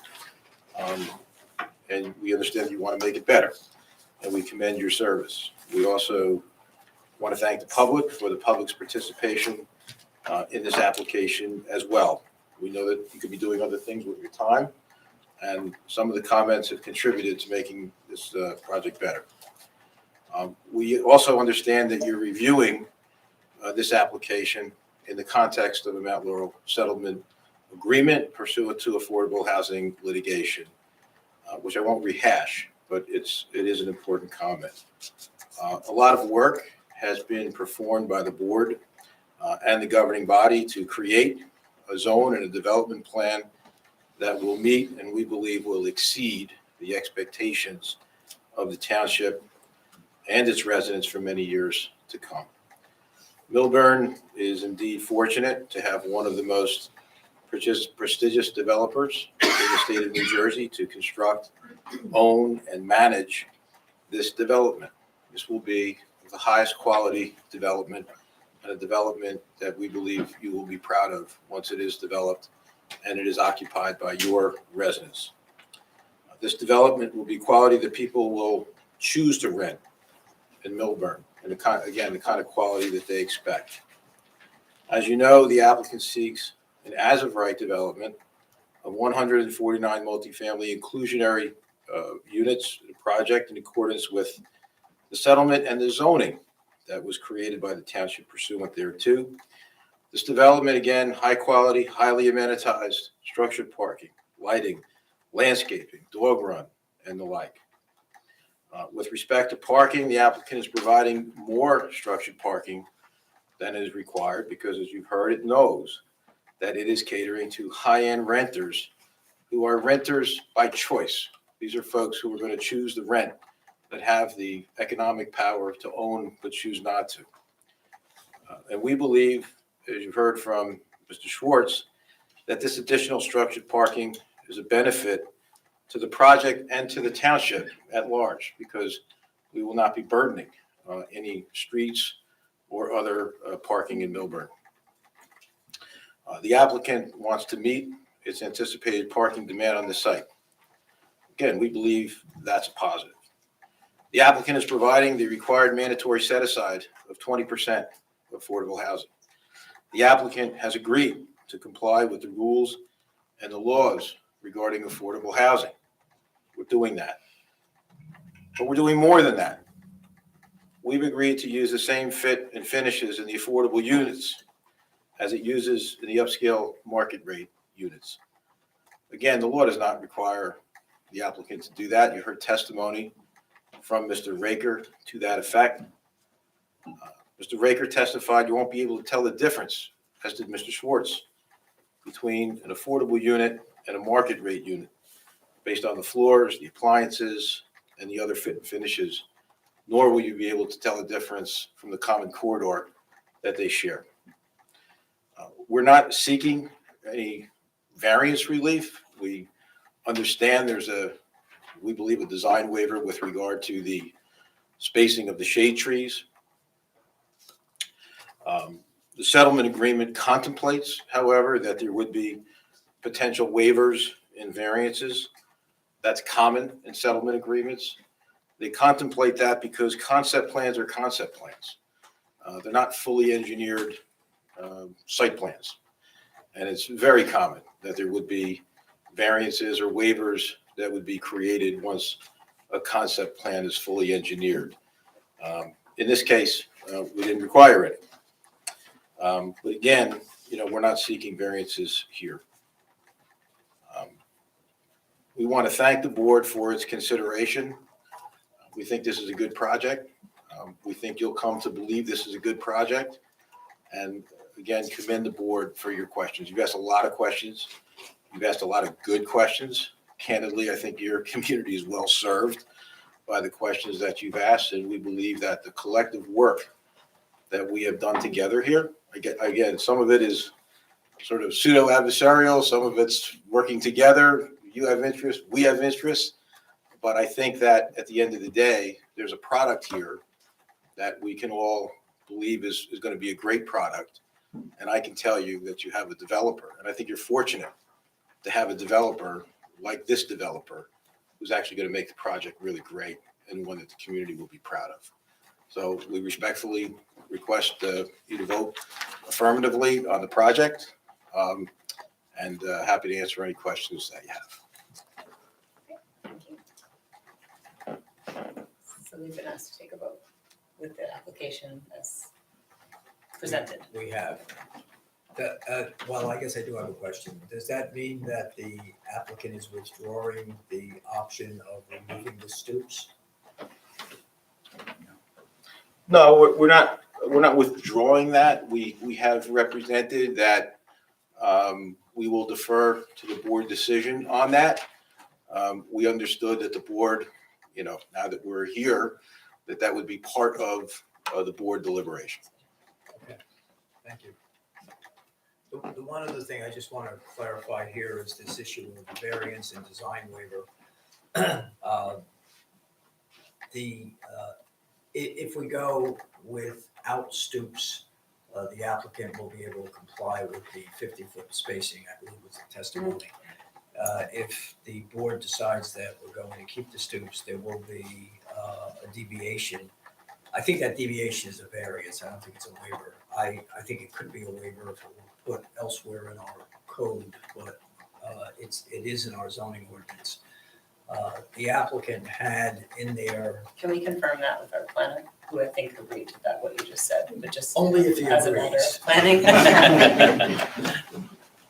I do agree with Mr. Buzek's characterization as a Okay, so variance. that the That was tree included in our spacing report. location would be a waiver, which would be covered, Which- variance, oh my gosh, I'm sorry, variance, which would be covered by, what was stated in the public, as Mr. Encino said, Right. anything else that would come up. It's That is not- correct.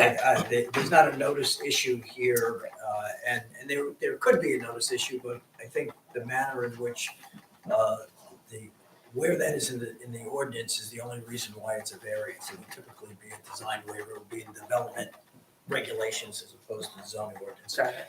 So I think it's fair that since the notice did include the omnibus provision, that we certainly have jurisdiction to deal with that issue. That's all I wanted to. So we would need to have a clarify. So vote we'd have on to- the, So it would be, the application would be preliminary and final site plan approval with a variance. If we go with the stoops with a variance for the 50-foot spacing of trees. And subject to, obviously, to all the conditions that we talked about. And we'll list some of them, but they'll ultimately be all in the resolution. excellent. So, we've heard both sides of the stoop discussion. Allison, I think you kind of summarized it, well earlier, that there's pros and cons, you see them all, both ways. Deborah, you had made a comment that if we were to, I think, include the design with the stoops, you would like to do what Mr. Schwartz had agreed to, which is include language in the lease that they're not to be used for pickups and drop-offs. And then we also heard, obviously, as Mr. Buzek just recapped, removal of the stoops would allow for the tree spacing to be compliant without requiring a variance. So does anybody want to make a motion to vote one way or the other on the stoops? I'm not comfortable voting on this at all tonight. We asked for plans on May 16th that we still haven't gotten in terms of the floor plans, et cetera, from the applicant, that we still don't have the floor plans or the designs that they just brought this evening. So I'm not, myself personally, I'm just not comfortable voting on this. I'd like to be able to have that information that was supposed to have been given to us a month ago.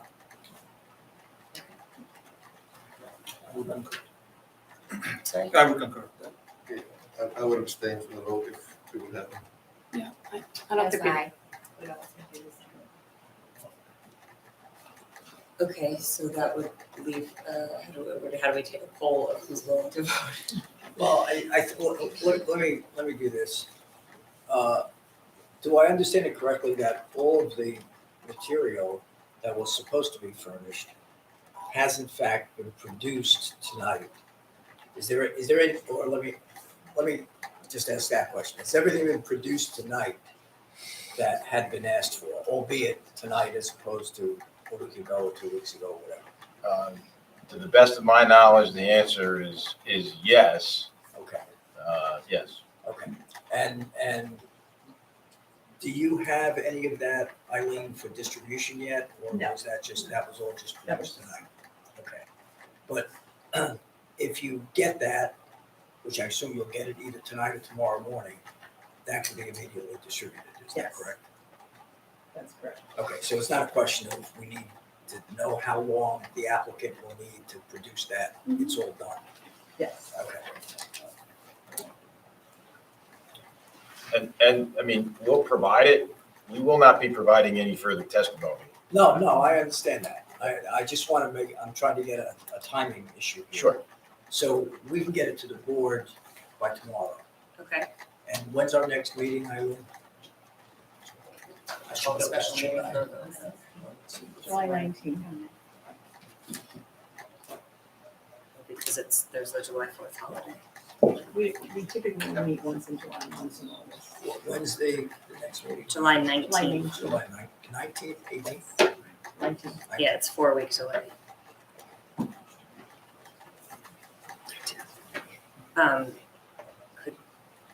Could we call a special meeting next Wednesday, or is that too soon? I guess for Harry, could we call it in 1 week from today? Well, we can, but it gets a little tight in terms of notice and stuff, so. I mean, Do you have to notice? If For we carry? for a special meeting, we know. we Oh, have to notice the oh, meeting oh, itself because it sorry. hasn't been- Understood. Uh, And it was push so it July we can 5th. do it is for- 2 Yeah, we weeks. can do it for the following week would be fine. The 5th. So we have members available. July 5th.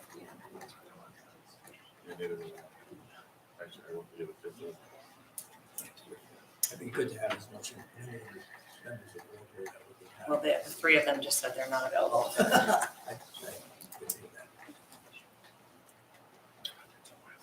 Okay. So we can push it off to the 19th.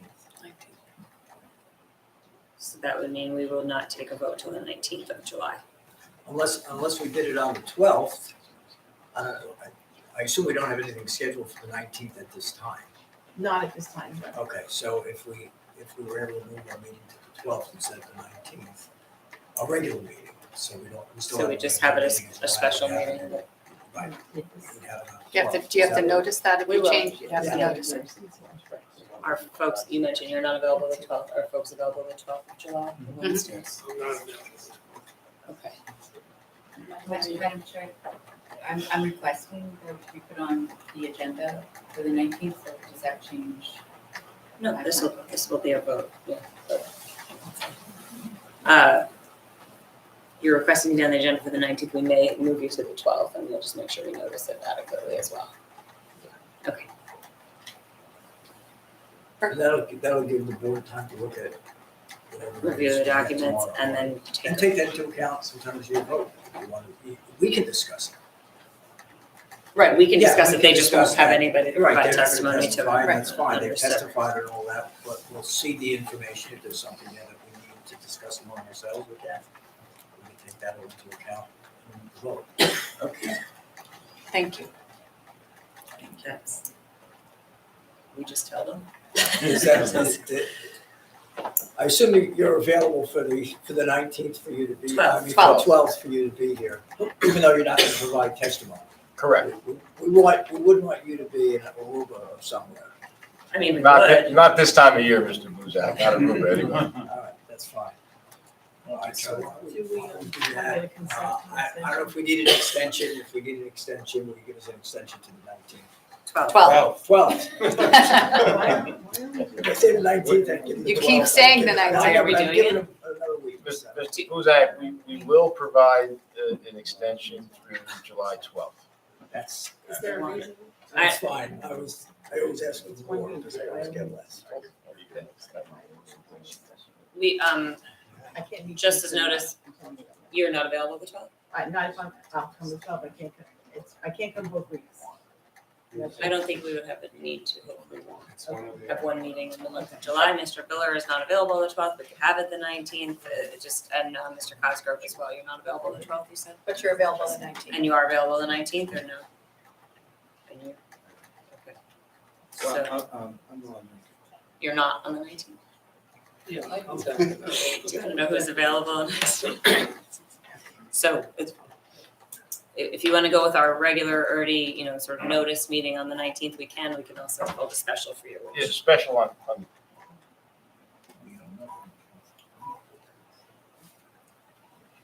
Yeah, the 12th would be our preferred, but I may, if I may, just one statement that I do want to make on the record, because I think we're providing the information, but I would again reiterate, I think that, it's a little bit prejudicial to the applicant, because the materials that are being submitted, which we're going to do, we're not saying we're not going to do it, but I do have to voice an objection on the record, concern on the record, that the applicant is being prejudiced here, because none of the information that we are presenting is in any way germane to the board's determination. That is to say, that this information, while it is informative, does not, whether you like it or you don't like it, does not provide a basis to deny the application. And so in that regard, I do believe, it's my opinion, that it's prejudicial to the applicant. So we're miffed as to why information that is not relevant legally to the determination of the board is holding up the vote. That said, we have been and want to continue to be cooperative with this board, and we want to work with this board. And so we're providing the information, and we will agree to the extension of time through July 12th. But I did want to make that comment on the record, and appreciate the opportunity to do so. Understood. Thank you. Is there any, do you have any counterpoint to that about the data being relevant to our decision? Yeah, there is, and the counterpoint is, while Mr. Casino talked about it in terms of denial, and I don't, at this juncture, I don't necessarily disagree with him. But denial is not the only option for the board. Looking at the information, as we've looked at information, there's other issues that may come up. There may be other things that we need to deal with, maybe other conditions that we need to impose as a result of actually seeing the information and contemplating it.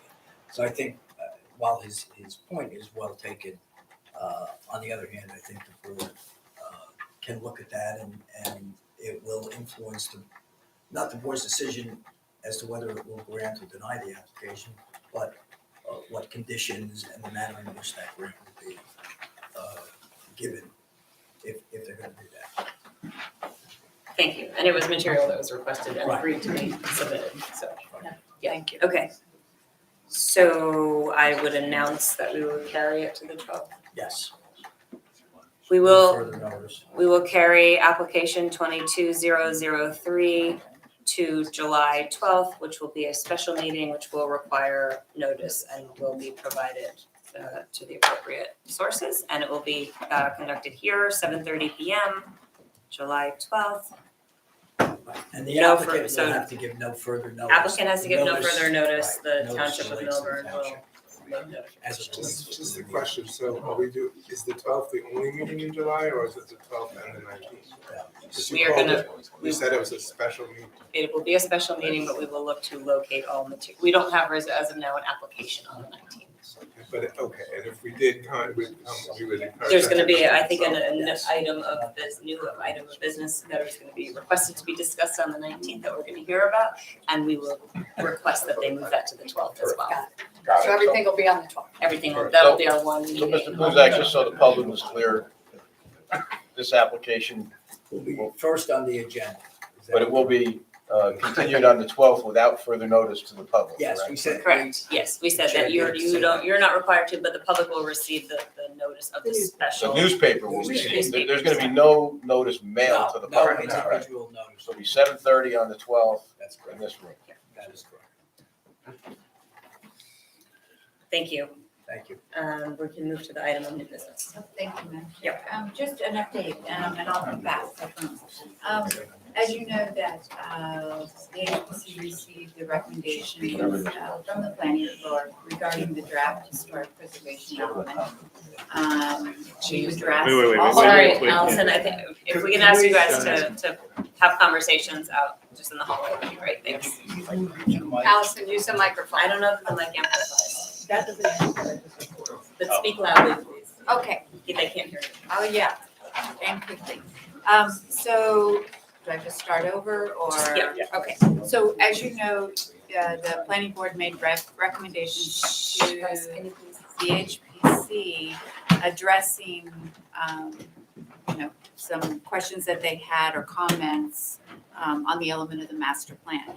So the HPC conducted a special public meeting on Wednesday, June 14th, to review the revised draft with additional, all comments were, addressed that the board had. And so we had a public meeting Wednesday, the 14th, to review the revised draft details. Mr. Petto also provided a presentation to the HPC on its relationship to the planning and zoning in the township. So the same presentation that he gave all of us, he also gave to HPC. So we were kind of all on board on how this particular project and how it's going to go. The meeting was recorded on the Township YouTube channel and is available for rebroadcast. The revised draft of the historic preservation of the master plan is now posted on the Historic Commission page of the Township website for review by the public. In addition, any comments or questions are welcome from members of the public or the board. You can certainly ask and can be submitted by email to hpc@milburntownship.org. This was also announced at the public meeting on June 14th. The HPC will formally recommend and revise the draft of the HPE, and it be transmitted to the planning board for the public hearing adoption as presented or amended at the next HPC meeting on July 6th. So we will take a vote on the new draft. The HPC requests that the planning board prepare to hold a public meeting as quickly as possible at the next scheduled meeting of the board on July, I'll play an Ed, 19th or 12th. They're making the request that we hear it On the 12th. Yeah, it should be on the 12th. But if they're not voting on it until Yeah, July we're 6th, gonna have a notice. I'm not gonna be problem. able to get it to Right. everyone. I have to send it to the townships, the Office of Planning, State Planning, at least. How many meetings do we have in August? Because we moved the meeting to the 12th. To the 9th, to the 12th, but if we Well, didn't when move the meeting, When are you, I'm sorry, you're gonna vote on July 6th? On July 6th. I'm not sure unless we'll be you able to call a make it by the special 19th meeting. Anyway. what if you called a special meeting for HPC and did it before then? We could do that. So we would have to do the special meeting next week. Yeah, it's not a lot of time Not between meetings now in and June. July 6th. We think it is a lot of time. but We it's do, not what a is lot of today's time. date? I don't, today's the Today's the 21st, so 21st. you'd have to notice it Basically right 2 weeks away, is all right. because I don't know how many days you need. 10, right? I have to send it out certified and then 10 days before. So you'd have to call a special meeting. And do you have to notice that special meeting? Yep. So that means you'll have to move to August. Till August. What are our August meetings?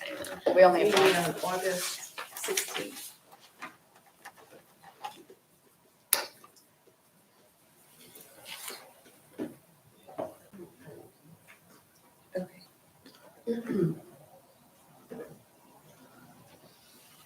So it'll be the August 16th meeting, and then we would, well, the board would receive it, have adequate time to review it, and then we would have a discussion and potentially a vote on the 16th of On the August. 16th.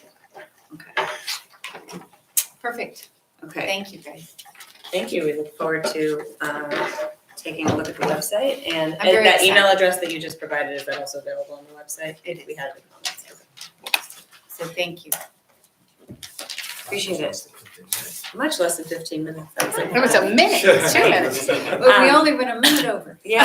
I move to adjourn tonight's meeting. Do we have a second? Second. All in favor? Aye.